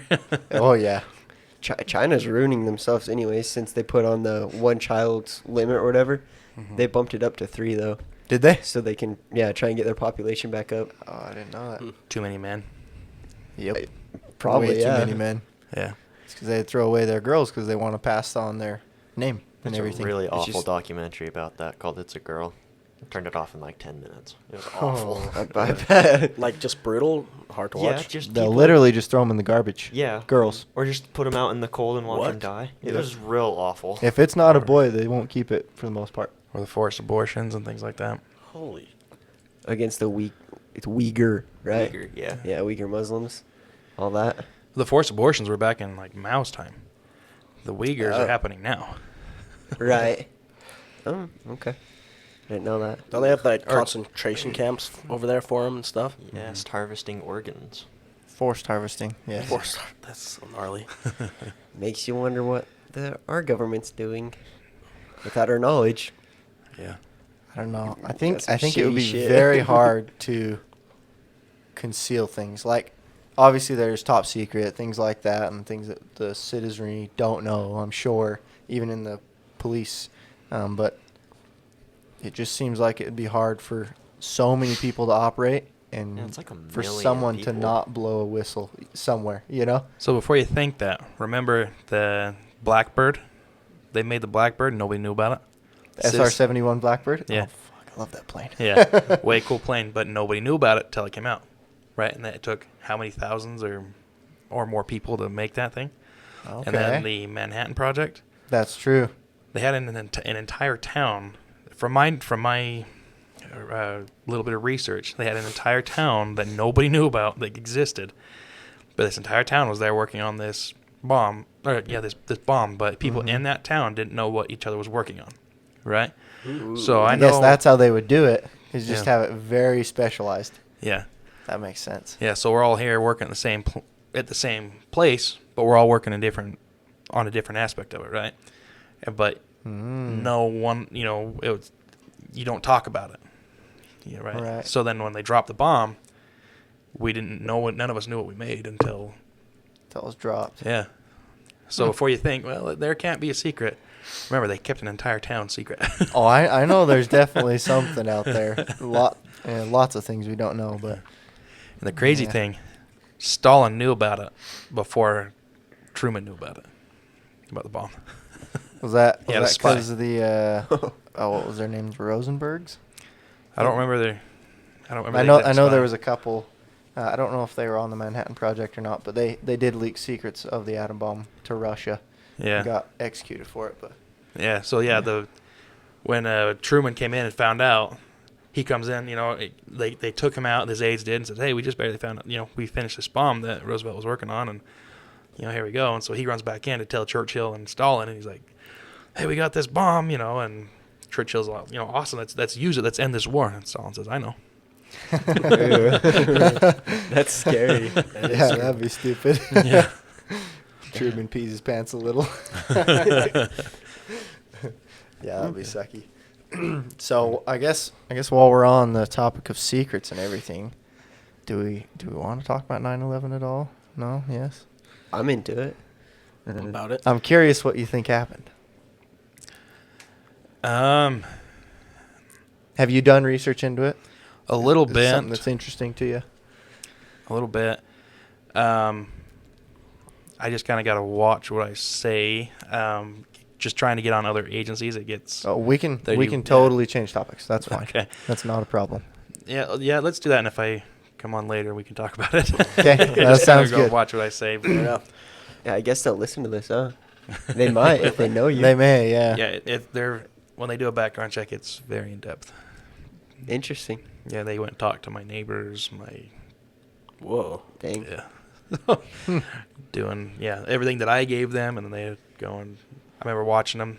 They pulled up to my house, and because I had an interview with the detectives, and they pulled up to my house, went and talked to my neighbors, walked around my yard, and I was like, cool. I see. Nothing is sacred. It's really not. Do they have your phone tapped and everything while you're working at the agency, or is it not quite that in depth? Not that in depth. Okay. So if I'm doing work on my personal phone, say if I take pictures of a case on my personal phone, Right. then they could subpoena my personal phone and everything with it. So if I have business or private photos on there, Yeah. that's all into court now. Damn. I mean, they're not going to use that stuff, but You never know. fair enough. This guy is obviously not smart because he's got this stuff on here. Or look at the stuff he had on here. Apparently he's twisted or demented or not a trustworthy person. It's like, Yeah. So you gotta Fair be enough. careful with the memes. yeah, Can't save most- too much. Yeah, I don't post anything. Dang. Maybe I'm just taking it to the extreme, which I probably am. I have a tendency to do that. Better safe than sorry. Yeah. Always. Yeah. Oh, yeah. That's come back to bite a lot of people. Post something on Facebook and someone's like, "Oh wait, he or she's a cop," and they'll go back to the agency and they'll come back on them. Okay. Yeah. So, okay, if you ever notice when things happen, cops are always talking about different things, light, fluffy. I'm taking photography, or I'm baking these things, or I'm doing this. I don't know, Mm-hmm. And then sometimes they'll get frustrated and they'll post about current events, but not very often. And especially if there's say the George Floyd thing, a lot of the guys that I knew didn't post anything because, for one, it can come back on them, but they don't. The information it's not all out yet, right? It was half baked at best to start, Yeah. and as more stuff came out, it was like, oh, okay, yeah. Yeah. That was obvious. Mm. It really Are wasn't. you able to say anything on that? No, it was. As more information came out, he took 3 times the lethal dose of fentanyl in his system. Oh, I thought you were It was defending like- Oh, George. No, dude. I'm on the cop side. No, it was like, okay, this is obvious that he was gonna die one way or another. Whether it happened to be expedited by the cop kneeling on him Yeah. was unclear, and that was the whole point of the case. Was he directly involved in the murder? Right. Right. That was thrown out. It's like, okay, no, there was He doubt. was charged with everything. You know that, right? Yeah, I know that, and it was It's bullshit. not right. Yeah, exactly. But there was also a huge mob waiting to hurt anybody who said otherwise. Yeah. Also, one of the jurors said they'd never been to a Black Lives Matter riot or He whatever. had shirts and everything of it. Yeah, he was pictures, everything. Yeah. So Corruption. A lot of We love a lot it. of hinky stuff in there. Yeah. Yeah, all we can say is that Yeah. was odd. Yeah. Whole situation. Are you able to talk about that at all? George Floyd thing? Yeah, I mean, I probably could. I probably could talk about 9/11 too, but it just That's fine. one of the things that That's fine. Sorry. Yeah. There is a current event that happened not too long ago. The one lady, there was a cop that said, taser, taser, taser, shot the guy on accident. Yeah. Any comment on that? I've heard that there's a specific side for each one. It's very hard to confuse. She was a veteran. Yeah. So with me, I had to have my taser and my gun on completely completely opposite sides, right? So I had my gun on my right hand because I'm right-handed, right? My right side, and my taser on my left side. And they do that is because through all the training, you get very good at pulling out your gun. Quick draw or whatever? Yeah, pretty Okay. fast. And by the time I was done with the academy, I was able to draw and shoot an accurate, a quote-unquote kill shot within a second. Drawing and shooting. Damn. Right? Yeah, that's impressive. So you don't keep awesome. the safety on. No. Yeah, I imagine that's one more step to a potential death on your part. That would Yeah, suck. and especially when you have that adrenaline rush like we were talking about earlier, trying to do fine motor skills gets really hard, and so they're trying to eliminate all of that as much as they can. So that's why they have the tasers on the opposite side, so you have to consciously think about it to pull that taser out too. Whereas a gun is going to be more instinctual if someone's pulling on you or something. Yeah, Okay. yeah. Did you ever have that happen? Have what? People pull a gun on you? No, thankfully. I didn't see a whole lot of weapons when I was in there. Again, it was only 3 months. Yeah. Thus far. We'll have you on again later when you get in the academy and Yeah. have some stories, I'm sure. Yeah. Did they Yeah, tase fun. you? Yeah. Does it hurt? Oh yeah. Pepper spray too? Yep. Yep. That one hurt too. I'd rather be tased than pepper sprayed. Really? Yeah. Pepper spray lasts longer, doesn't it? Yeah, I was there for like 2.5, 3 hours waiting before I could drive home. Jesus. Wow. I think it was 2 hours before I was able to drive home, and I was still dealing with it on the way home, got home, and like before I even got into the shower, like I turned it on cold and just like bent over it, like Put your face in it. yeah. But I made sure that it wasn't gonna drip down me, so I kind of Yeah, bending that'd be over. bad. Yeah. So yeah, the tasers. A lot of people they like to hear those stories, is like because it's a lot of fun to talk about, but it goes for 5 seconds, and it's not like the movies where like they get tased and the guy just like passes out and he comes to 4 hours later. No, that's 5 seconds of ride of your life, and then you're up and ready to fight again. Like so, it's pretty quick. But Do they shoot you with the taser where it like goes and sticks in you, or do they just shock you with it? so for me, I've seen both happen. For me, the guy, my sergeant at the time, he was using us as a demonstration as well. So he kind of went through and told us about it, how they work, and then he'd shoot one guy, and then we had him in different positions. This guy was shooting, this guy was dry stunning, and and then with me, he shot and had one of the prongs miss. And he did that intentionally to show, like, okay, does it hurt? I'm like, no, it just, it feels like kind of like a little, Spasm. yeah, and it was just, a little spasmy, like on So the prong doesn't hurt when it gets shot into you? because he missed one. Oh, it was okay. Still feel like a needle, right? Yeah. Okay. So okay. it's a small needle. It wasn't anything like ow, but Yeah. again, my adrenaline was pretty high because I knew I was getting to You're get gonna get tased. shot. Yeah. Another one of those things like Oh, it didn't hurt at all. yeah. Yeah, and that was another one of those things like, God, please don't let me screw this up. Don't let me scream. Yeah, I just saw a bunch of dudes. Like I was the last guy, and probably two of them. So there's four of us, and two of them just freaking screamed like a little girl. And it's kind of like it's almost surreal when you see a grown man screaming like that. It's just like, Yeah. oh, it kind of took That hurts. took me off guard and or caught me off guard, and so he tased me, and I'm like, okay, no, that didn't hurt the first time, and then he's like, okay, now I'm gonna drive stun you and hit the bottom of your calf. So he got me like right above the buttock, my right buttock, and then he got all the way down to my calf. And there was a burn mark on my calf actually the next day, but it was just a small one, nothing too big. But it seized all the way up my legs, both my legs, like if I knew what I was talking about, I would have tried to find the video. But my legs just like they spasm. It's weird. It's like your body is flexing almost as hard as it can without your knowledge or like without your Without your permission? consent. yeah. Get out your whistle. Yeah. And then it went all the way up my back, so my whole body was kind of like, and then I remember thinking, like, the first second I was like, holy crap, this hurts. This has got to be 5 seconds. Second was like, this has got to be 5 seconds. Third second was like, this should have been 5 seconds. This is forever. 4 seconds was like, this is life. I'm living like this now.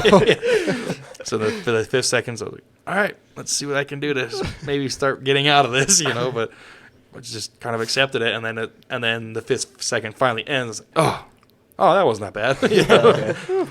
But yeah. Dang. Yeah. But pepper spray was worse. Yeah.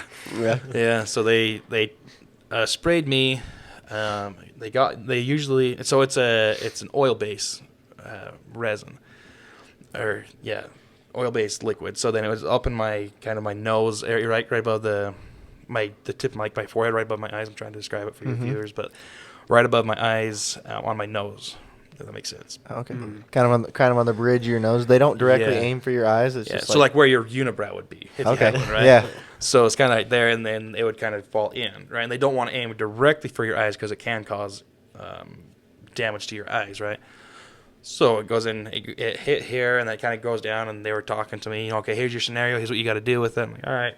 And then like, okay, open your eyes, and you open them, and they just clench as hard as they can, and that is involuntary. your eyes. Yeah. And it was like I didn't even open them up all the way. It was like they barely opened up, and that resin seeped in, and they freaking clenched. Like it was a death clench.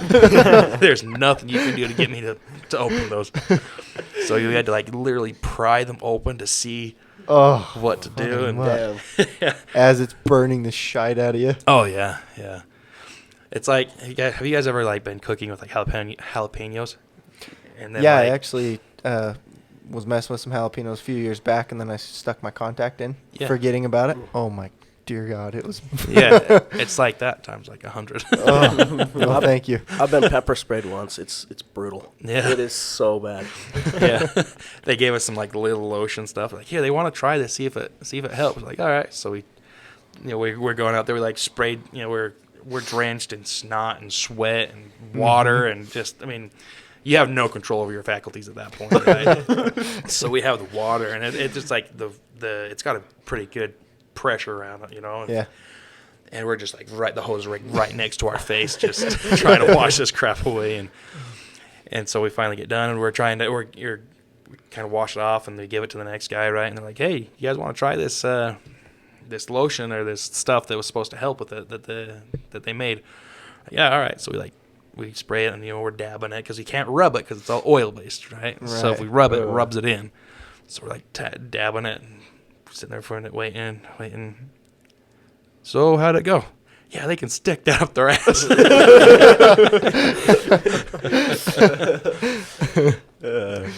That's terrible. Didn't help a wink. No.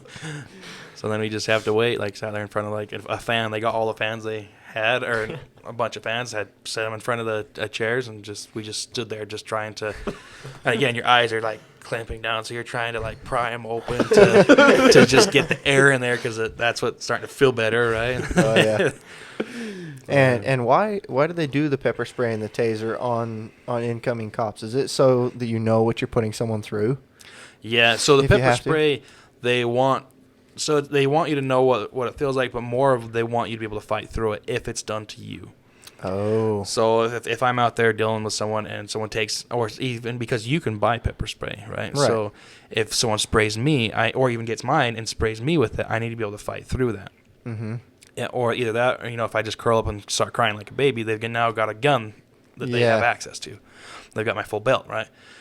And so they want officers to be able to fight through that. And so that's why they did that. And then the taser, they're like, we were like, so do we really have to do this? And he's like, no, it's voluntary. We're like, okay, cool. And he's like, are you going to be the only bitch in the department that didn't do it? Dang it.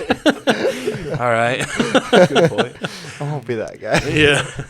Kind of funny. It's kind of a rite of what's like Rite of passage. Yeah. So you start doing it. You hear that one guy, and the whole department. You'll hear the pop, and then you hear the guy just scream. Yeah, and you hear the taser going off, and then pretty soon there's a crowd and like watching all the guys who were in around the area. You can hear the pop, and then the so then they all come watching like that was a good one.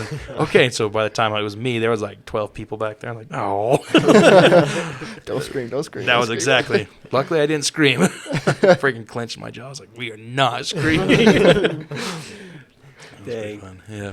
How hard is it to run with the tool belt? Because I assume you've had to run before with it. Yeah, it's hard, but it's like also because you got the tool belt, but then so you'd have your tool belt, and then you'd have the vest, and then and what people don't realize is like, so I'd have my shirt, I'd have my vest, and then I'd have my shirt on top of that.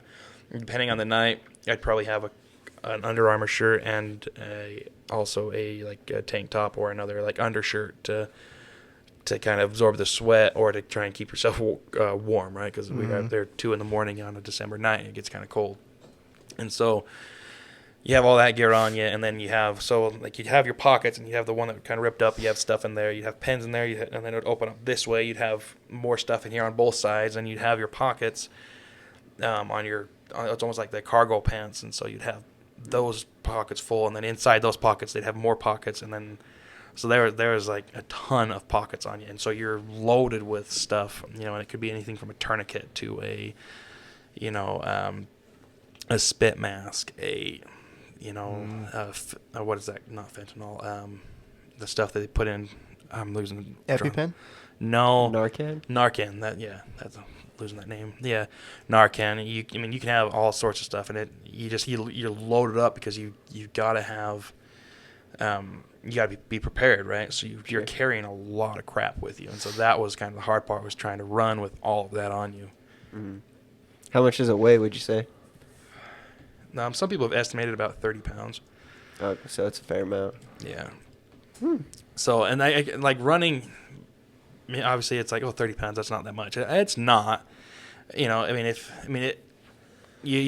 tend to get used to it, right? Mm-hmm. But it's trying to run quietly. That was As you're jingling.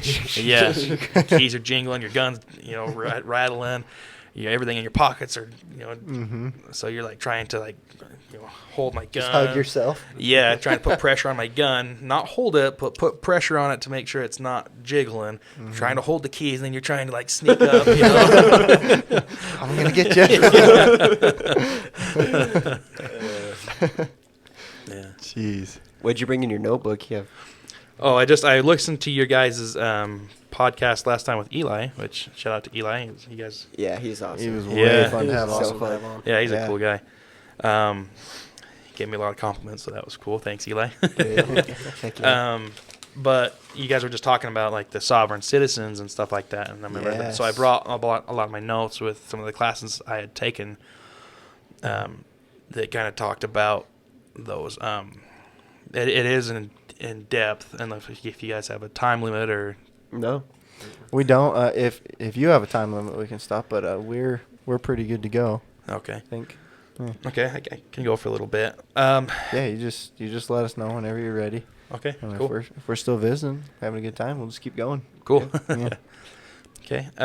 So everybody we've heard a lot about sovereign citizens, right? The guys are like, you don't have the authority to arrest me, or you see all these videos on YouTube, or Yeah.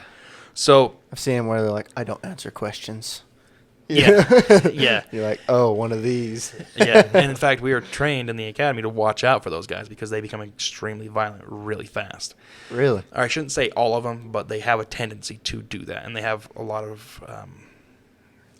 I want to say they're almost predisposed to, right? So I can't categorize all of them saying that they'll be violent, but they have had a lot of occurrences with them getting extremely violent. Because in their brain, they're essentially their own sovereign country kind of thing. And they're like, you have no right to do anything you're doing right now, and therefore I'm defending myself kind of thing. Right. Okay.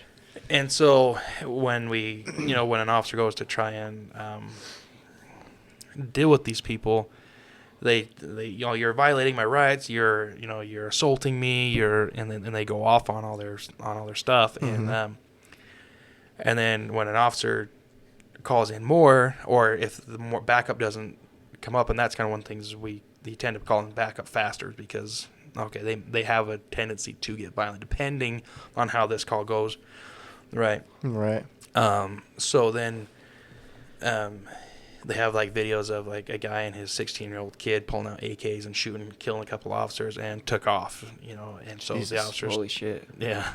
So then the officers chased these guys down, and all over the city, and had a shootout with them, and ended up having to kill both of them, right? Because even the dad and the 16-year-old kid, they killed the dad. Now they're like, okay, put it down. The kid pulls out the gun and starts shooting. Well, Yeah, can't do anything now. yeah, Sorry. yeah, and so those are called sovereign citizens, right? And that's not what I had actually been learning about. And again, but I should probably preface this: I'm not an attorney, and I'm not giving any legal or lawful advice. These are just some things that people have been talking about that I've found kind of interesting, and so I've gone to look into it and to learn more about it. So, with that being said, I'm also haven't had a chance to really delve real deep into it. I've done a couple of classes on it, and I just haven't, just with everything going on lately, I haven't had a chance to really dig into it. And because it's not something you can just look up online, you typically have to get like something like Black's Law Dictionary, or the U.S. Code, or things like that. So it takes a lot of time. Interpret it for yourself, kind of thing. Yeah, and so I can tell you what I've been through with these classes, and which was super interesting. So we can just kind of go from there. Yeah, let's start there. So there's the sovereign citizens, of which we already kind of talked about, and they, according to some of these classes, they have been, they're almost on the right track along their lines of thinking. They just haven't done things properly, right? Mm-hmm. So what these classes have gone to talk about is,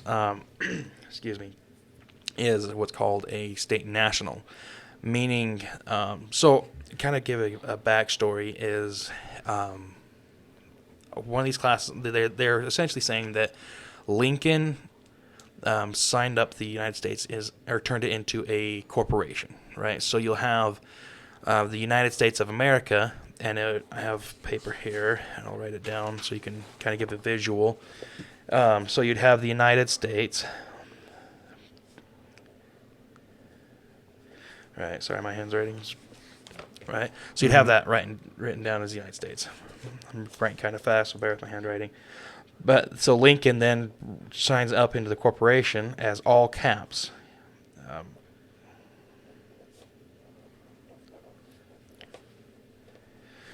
Right, so it's the bottom one. Okay. So the first one would be, the first for your listeners would be the how you'd write out United States. The first, with everything being It's just the words that are capitalized. Yeah. Mm-hmm. So the corporation, everything's capitalized.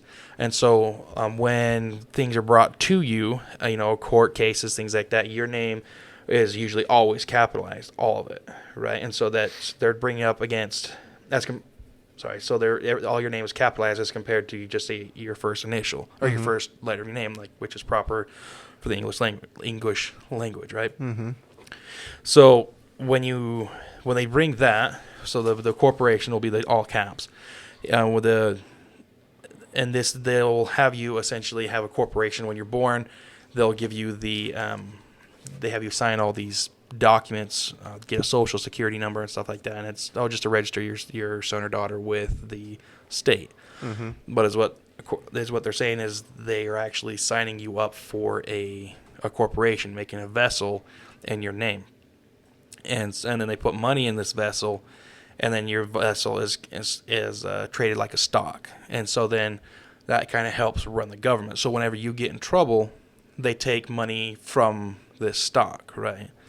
So it's called So it's kind of traded like a stock, but it's a trust. So I'm not the best at explaining this. It's kind of confusing. but it's called the Cesta QV Trust, and that's where it's traded a bunch, and then if or your stock is traded a bunch, but the money in that stock is under this trust. And so when you get in trouble with the law enforcement or with the police, then they go and they start having the treasury liquidate some of these funds, and so the money, everything comes out of your trust, right? And that's what it's there for, is to help run this government. And so when you go to jail, is they're holding you, what is that called? They're holding you as your body as surety, right? So everything was banking law, and admiralty law, and then there's trust law and common law. So when you look at it, law, and I didn't realize this till this class, I thought it was kind of interesting. You have your land, air, and water, right? And that's law. So your land, air, and water. Your trust law is your highest law, and then your admiralty law is commerce, essentially. So all crime, according to these classes, all crimes are admiralty crime, or business crime, essentially business. Mm-hmm. And so when you're speeding and they pull you over, give you a ticket, they're tagging that trust, and it's all admiralty, it's all business. Excuse me. And so some of these guys realize this, and that's where you get the sovereign citizens understand that, or they kind of stumble upon that, but they don't do it correctly to pull themselves out of admiralty law and go into, say, common law, which would be the land, or trust law, which would be the air, right? So these guys don't do things correctly, and then it backfires in their face, right? And that's get caught for tax evasion and things like that. Yeah. So if you do it right, you're pulling yourself out of the jurisdiction of the corporation, and out of admiralty law and into something like trust or common law, and which makes it harder for the corporation to really do anything to you. That's why if you ever look at do you guys know about the Bundys? Heard about them, a little bit. Yeah. But I don't know a whole lot. If you can explain for the listeners. Yeah, so the Bundys, this happened a little while ago. They had the standoff with the government with their ranch. From my understanding, they weren't paying their taxes, or they were. There was kind of a dispute on paying their fines for grazing land or grazing rights, and then they ended up going. That kind of got resolved, and then they went up and, according to the media, right? I still need to go and really research this. I listened to a girl one of these classes, and she was there the entire time, and that was super interesting. So they go up for Oregon. I don't remember exactly what their purpose was behind it, but they end up doing kind of exercising some of their rights, and and that's kind of when the government and the media kind of threw everything they could at them. According to this girl, so before I get into that, so they took they went up to Oregon and kind of quote unquote took control of this federal building. The girl there was like, we didn't take control of, we were there doing our protest, doing our thing, but we never said nobody could come. We never, some of the guys were armed with their, concealed carries and things like that, but we never pointed them out, never, we weren't a militia going in to make a stand or anything like that. But then the government didn't like that and kind of pulled a lot of shenanigans on them, right? Started having people come in that were undercover, and anyway, it was a big, long process. They finally left that little town, or that little place, and they were going to go meet another sheriff, which, if you guys don't know this, the sheriffs actually have a lot of power in law enforcement. They can pretty much, from my understanding, can tell the president to go pound sand, right? They are the reigning law enforcement in their county, Right. So they were going from one county to another, and they were talking to this sheriff, and it was supposed to be, he was a sheriff who was on their side and was like, yeah, I'll help you. So they're going from that county, and this is where we get into Lavoy Finicum. He was going in there, and I'm not doing this story justice, right? You'd have to go to this class, and maybe if we set it up, I'll have you guys come. It's free, by the way. But so they end up going they're trying to make it to this other sheriff that's like a county away, like 50 miles away, and they get pulled over. And so they get pulled over, and the guys, the state troopers tell me, get out of the car, and they're like, we're not getting out of the car, And at this time, they'd actually seen people up in the forest because it was snowy, and they were in kind of a rural area where there was a lot of trees, and it was kind of a foresty area. Excuse me. And so they were driving by, and they kind of saw some things like something's going on. This is weird. Mm-hmm. And so the guys, the cops screaming at them, get out of the car, and they're like, we're not getting out of the car. And so they end up just leaving, which sorry, I got something in my throat. Excuse me. So they end up driving away after not getting out of the car. The cop chases them down for a little while, and then they end up meeting a roadblock. And they tried to go around the roadblock, but they got high-centered. And so the driver was Lavoy Finicum, and he jumps out with his hands up. And again, by this time, they had seen like a lot of military-looking type dudes, all dressed in black, with guns with laser pointers, and they were pretty maxed out guns, right? And so Lavoy Finicum jumps up, and he starts running away from the car, and they shoot the crap out of him and the car.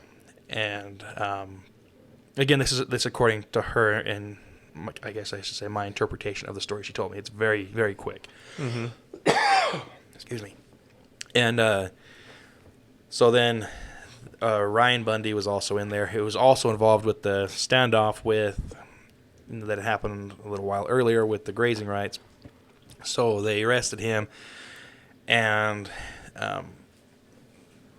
they spent like $100 million on this case trying to ruin Ryan Bundy.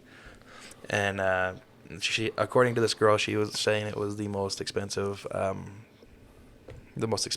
case in United States history, because they're trying to kind of set an example, right? Yeah. So they end up figuring out a way to get out of water, get into common law, get out of admiralty and get into common law, and they all got off pretty much. I mean, Ryan Bundy was in jail for like 2 years while they were trying to figure out how to ruin him. Yeah, and so they were they were treating him pretty bad, according to their story. And so they got out of the admiralty law, got into common law, and was essentially able to take the government to task. And Ryan Bundy was essentially, from my understanding, able to eventually lecture the guys on the Constitution, right? So that's why a lot of these guys, you'll hear like the judges, the judge won't let the Constitution or the Bible into the courtroom. It's because if you don't do things right, you're as a corporation, and the laws don't necessarily pertain to you. So if you fill out your proper paperwork and things like that, then you go from being a corporation into being a person. Then you bring them into common law, or into trust law, and then you can really take the government to task with that information. So, sorry, I'm just trying to collect my thoughts here. So Lincoln makes the corporation. They put money into this, and it was like back in I want to say probably the 20s, or it was up to. They started putting money into your kind of trust, and then it'd be up. It was like, I don't know, it was like $500,000 or something, or $750,000 or something into when you're first born, right? And then if you were born after the 70, I think it was 70 or maybe it was 80, I can't remember the exact year, they put $1 million into it, right? So you guys right now are technically trust fund babies and have millions of dollars in this account, right? Or more. Someone looked up mine, and if we did it right, there was a couple billion in mine. And the more successful you are, the more money that goes into this, right? you're a stock essentially. So you're starting to do better, so that your stock starts to be worth more, right? So starting businesses, joining military, whatever, what the things that you kind of see in society as being, quote unquote successful or growing, that starts to, going to college, things like that, it starts to add more money to your trust, right? So if you guys ever get a chance, and I know this is like very brief, but like, once you figure out a way to get yourself into being excuse me, I just drew a blank. I apologize. Yeah. Once you figure out a way to essentially get out of the common law, or excuse me, the admiralty law, right? You become figure out fill out your proper paperwork and things like that. You become a state national, meaning you're always in common law. From my understanding, yeah. So then the government, when they come to take over, they come to write you up for speeding. You just tell them, nope, I'm not. What is that called? With a red pen, you do a 45-degree angle, cross it out, and mail it into them with, and make sure it's properly done, and we can get into that later when I figure out more how to do it. Yeah. But you're pretty much telling them, I'm not entering into a contract with you, because it's all done by banking law. So if the contract would be the agreement to pay the speeding ticket. Correct. So you have, within banking law, you have 72 hours to rescind a contract. So if you get in this ticket, then you sign it. Yeah, okay, I'll deal with it. That means, and if you don't contest that within 72 hours, you've just agreed to that contract. Mm-hmm. And so if you do it properly, you can essentially tell them no, and I'm not going to contract with you guys. And then they might send a couple more documents saying, hey, you have to, and kind of trying to get you to contract. Tell them no and keep, not doing it. And then you'll get out of the ticket free and clear. And so that's kind of, it's kind of a real brief overview of it. One thing I did think was super interesting is, according to one of these classes, excuse me, was that he was saying that, so this guy was saying that he was gotten out of the military and was, being successful for himself, and ended up getting his kids taken away because the people that he had hired to be a babysitter had screwed up and let his kids drink. Well, they let his kids into a room with gasoline, and he kept telling them, don't let them in that room. I have cleaners and gasoline and things like that in that room, and he was very clear with them. Don't let them in that room. Tried to lock it and be very clear with them, but the babysitters kind of took advantage of him, weren't paying attention.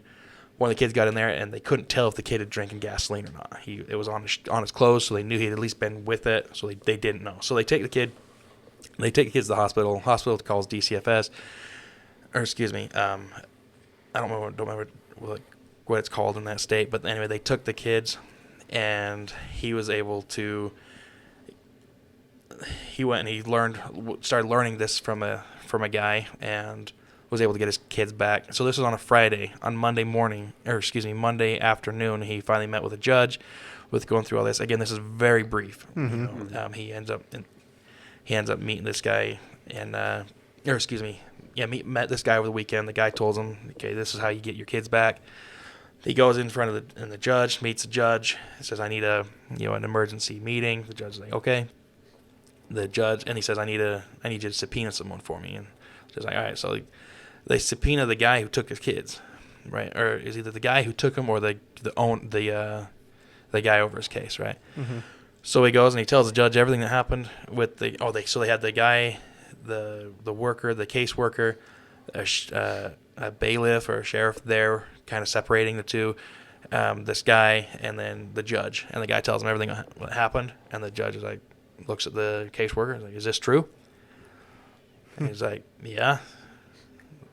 Okay. So then he kind of looks back to the officer keeping everybody good there, and he's like, is this what happened? And he's like, as far as as far as my involvement, this is what he said. And he's like, okay. And so he looks at the guy and says, okay, well, what do you want done? He says, I want my kids back here at 5 o'clock tonight, and I want him fired. The judge is like, all right. Turn out to the guy, the caseworker, and says, I want his kids back here at 5 o'clock tonight, and I want your resignation in the morning. Right? Damn.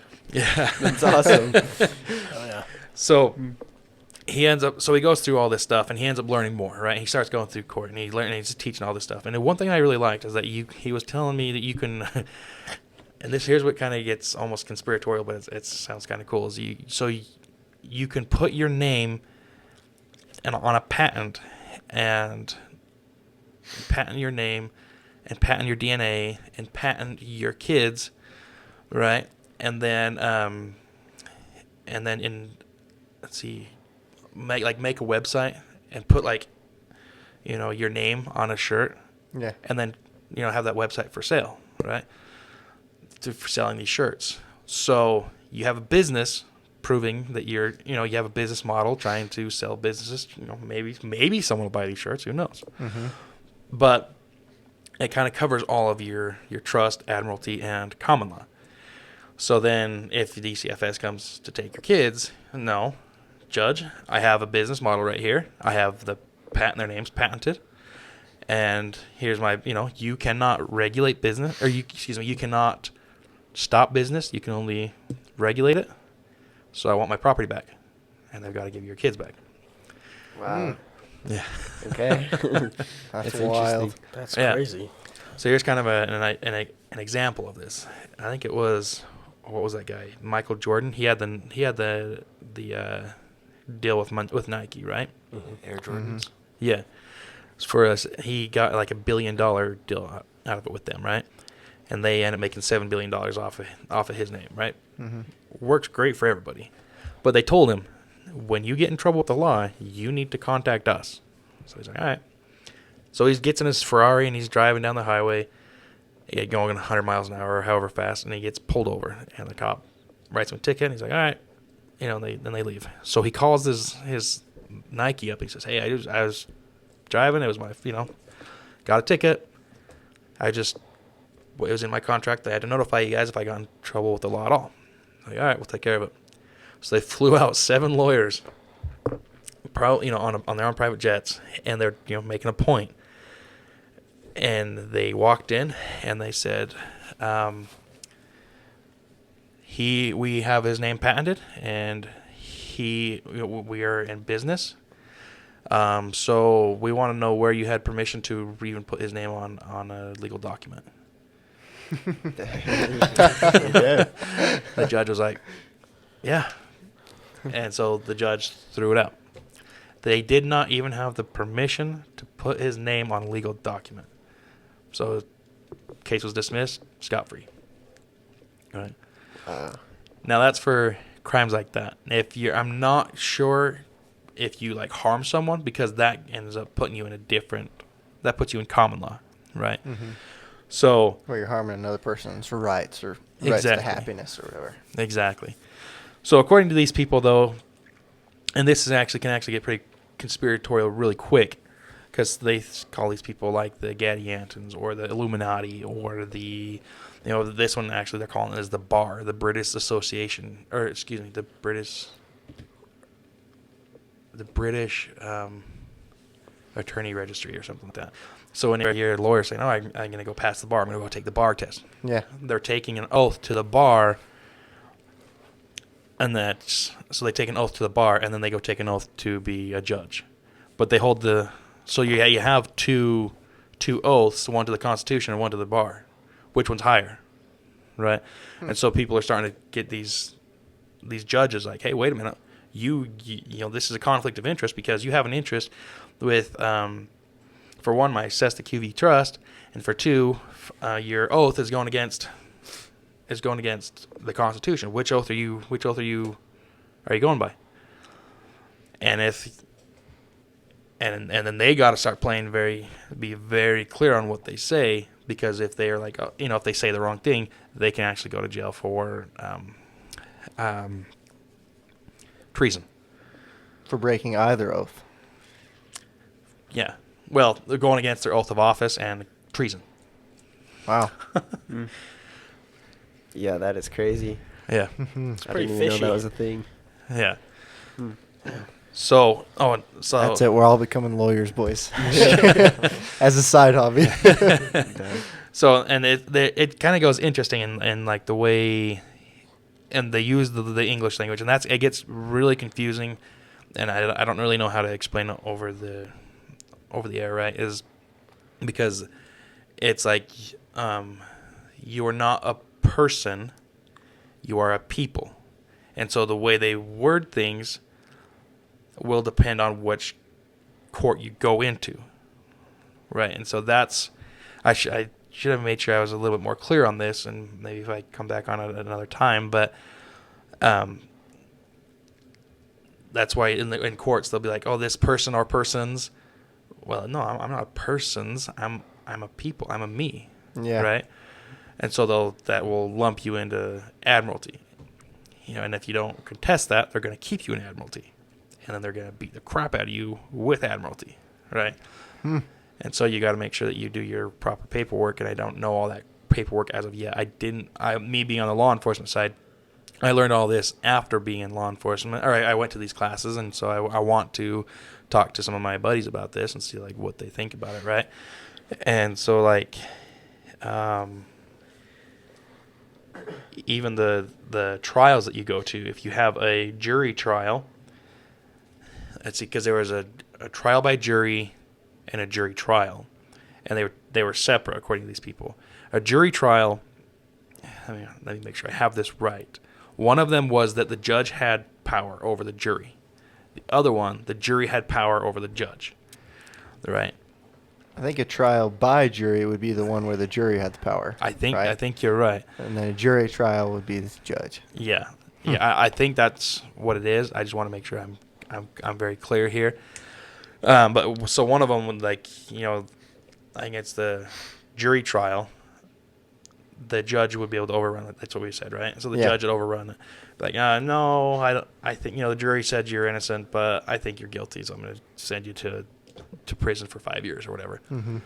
The trial by jury, which is where the jury overruns the judge, they can tell the judge, no, we're letting that guy off. Mm-hmm. Scot-free, no charges. Well, he got caught with, a pound of weed. I don't care. The jury, said he's fine. Let him go. And there's even, according to these people, even ways to kind of control. I want to be very clear and be careful in what I say here. It's almost, it's very, you can bring, it's a jury of your peers. So you bring your peers or your peers. The other one, the judge brings in their peers, right?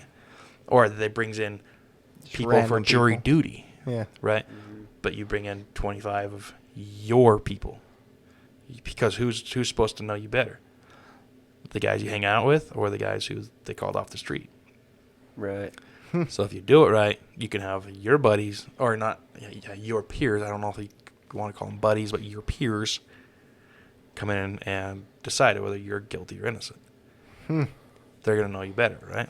So your dad was talking about this the other day, talking about insurance fraud. He's saying like if you did something bad, you'd want a jury of your peers so that they could understand maybe that's an easy thing to mess up, instead of someone that's just like, I have no idea what you're talking about. Yeah, that's true. He was talking about that. Yeah, exactly. And so your friends or your peers might be, oh yeah, it's an easy thing to mess up. Yeah, well, we'll let him go. Just fix the fraud.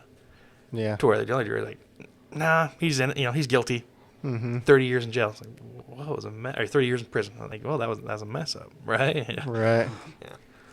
So, yeah. And then they're also saying that these, the law was also based off of common law, the Northwest Ordinance, I think it was, and there was 2 other documents. I believe it was the common law. It was the Magna Carta. So the Magna Carta, the Northwest Ordinance, the Articles of Confederation, and there's one more I can't remember right off the top of my head.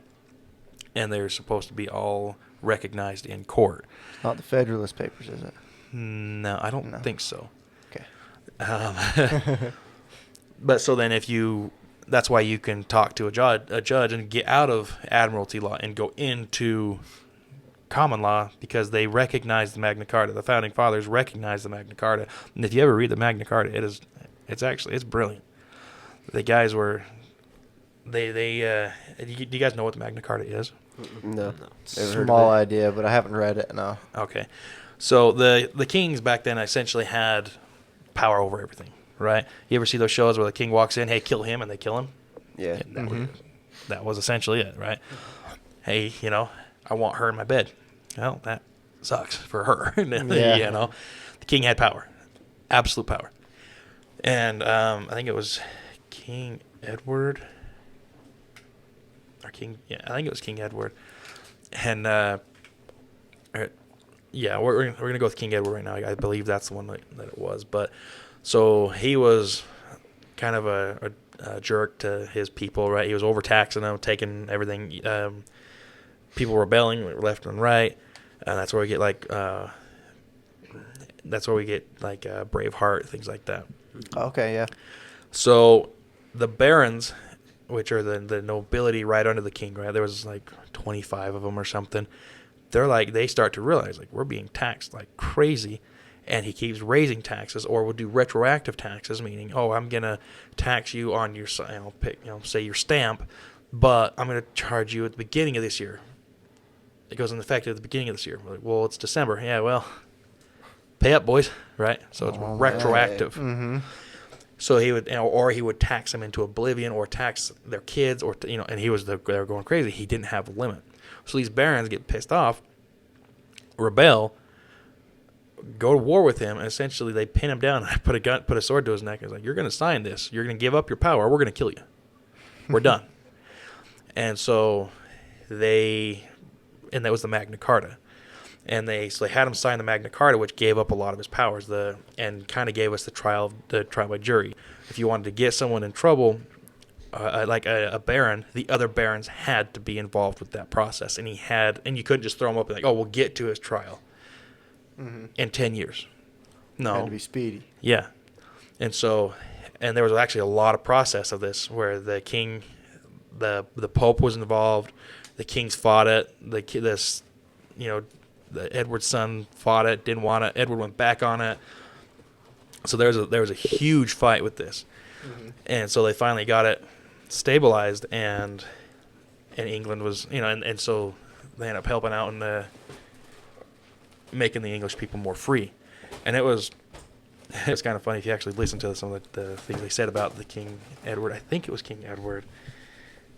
It's gonna bug me if it's not him, but he ends up saying. He is so bad that if he were to die and go to hell, hell would suffer. That's pretty good. And so they hated him, right? And so they had this big fight. And again, if you read it, it was if you ever get a chance, it's brilliant. I'm putting that on my to-do list. I wonder if Jim would know about it. That seems like it'd be right up his alley. He's within all the French stuff, but he Right. probably would know about the Magna Carta. It's pretty important. Let's see, Magna Carta. We'll read that for sure. So the founding fathers, if you ever you can kind of do a little bit of research on them.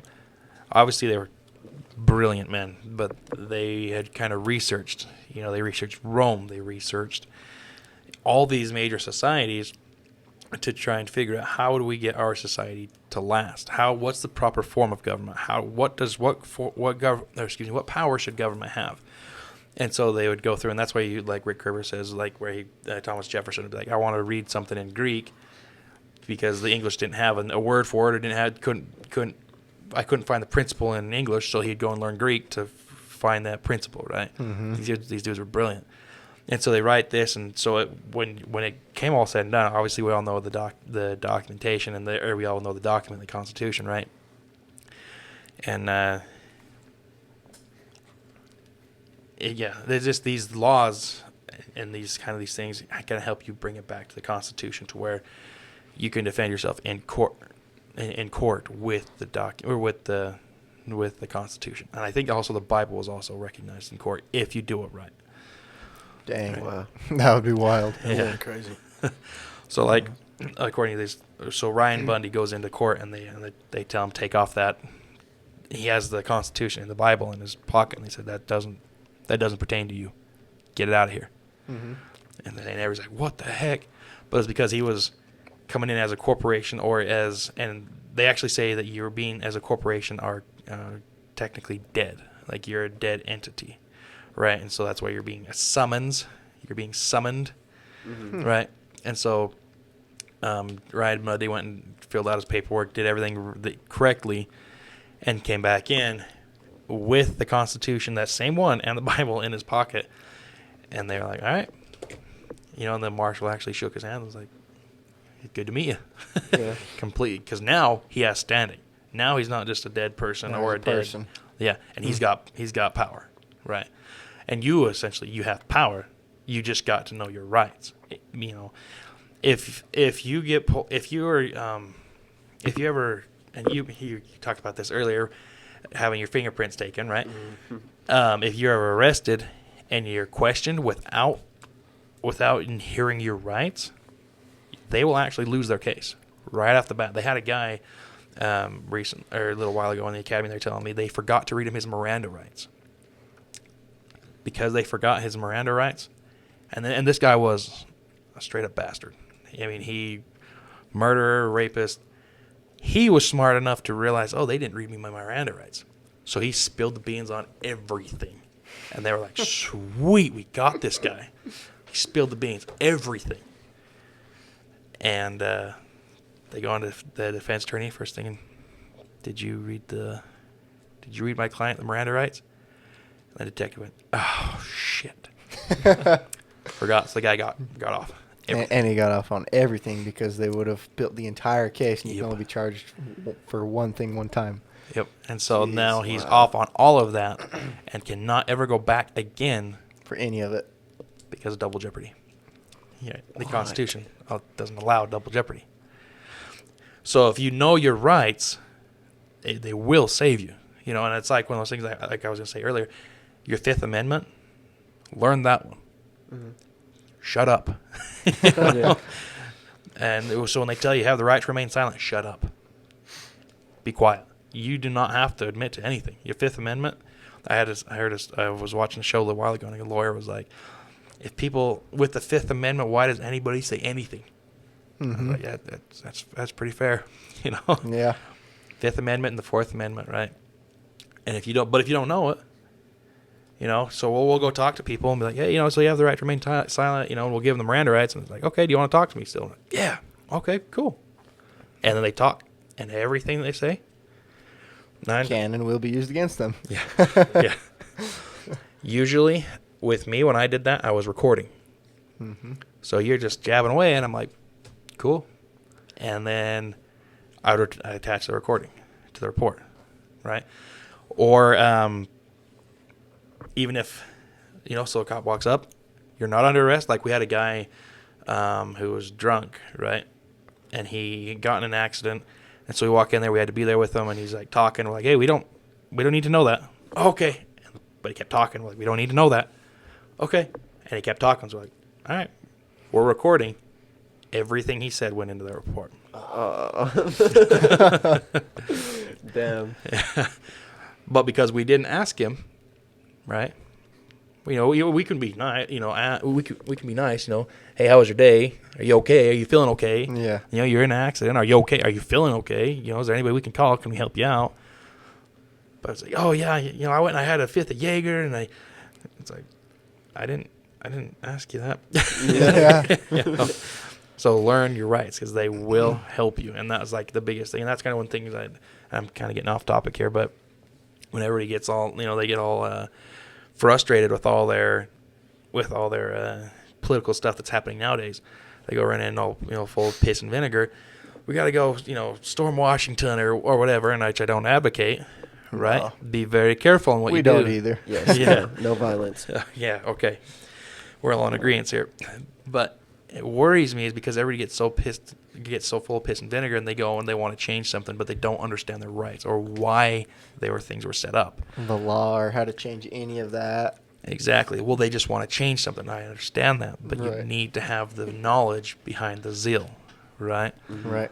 Otherwise, if you're a bad guy, or say if you're a lawyer who has an allegiance to the bar, it's like, oh, we're gonna go change the Constitution. Great, I'll help you. Like, oh yeah, he's good. He knows what he knows. He's good with his words. He knows how to help us. He'll make this official. All right, boy. me as a lawyer, I go and I write, this sounds good to you, right? Oh yeah, that sounds way good. But I word it in a way that also helps the bar. And so now the bar has complete control, right? But nobody clued into that because they're so, full of piss and vinegar and had all this zeal, but none of the knowledge to think about it. Like, wait a minute. Bless you. They're taking my rights away and smiling. Exactly. Yeah. Yeah, that's awesome. I didn't know any of that. Yeah. That's wild. Well, We we definitely better will, wrap it up. Yeah. I don't want to keep you too late. and we'd love to have you back on. Yeah, we'll everybody's definitely in have you back agreement with on. that. Yeah. And talk way more into politics and kind of what rights the individual has, things like that. I'd love to hear all about that. And these different kinds of laws I've never heard of. I've heard of common law. I haven't heard of the other ones. So obviously I need to do more research. But Yeah. And again, I just need to preface this. I'm not an attorney and I'm not giving any legal advice. right. And I'm not even saying that Any of that's correct or anything. Yeah. These are classes that I've been to that I want to learn more about to see if these are Legitimate. legitimate and Yeah. can help with our rights. Well, one thing we definitely advocate is do your research. Yes. Yeah. Always do your research and your own research. Don't rely on anyone else. Yeah. Just kind of a side note real quick before we go on. I kind of find it funny. Kind of going on that is me going through the academy and learning all these laws. Mm-hmm. People will be like, there's a post going around. It was like, if you can, how did it go? If an officer is arresting you unlawfully, you can fight him, even take his life if need be. Don't do that. Yeah.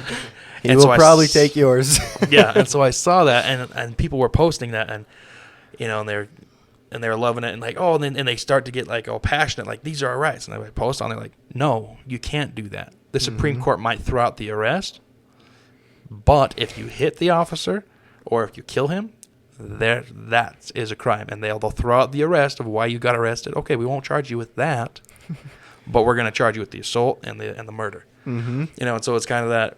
Do your own research because that posted so many times. People are getting all we call them Facebook lawyers, getting all knowing all these laws. Yeah, good Lord.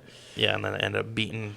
If they were to go to court with that, any an officer would beat the crap out of them with the law, and they're not even that specialized into it, right? They're not a lawyer, Right.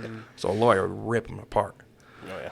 Yeah, I mean, another quick side note, just like with the masks, everyone's being like, oh, it's completely illegal, all this jazz, which I agree, it felt wrong. It felt like a power grab, things like that. But at the same time, these businesses that would require masks, is like, no, it's completely their right to require masks if they choose to, and it's your right to choose to use them as a business or not.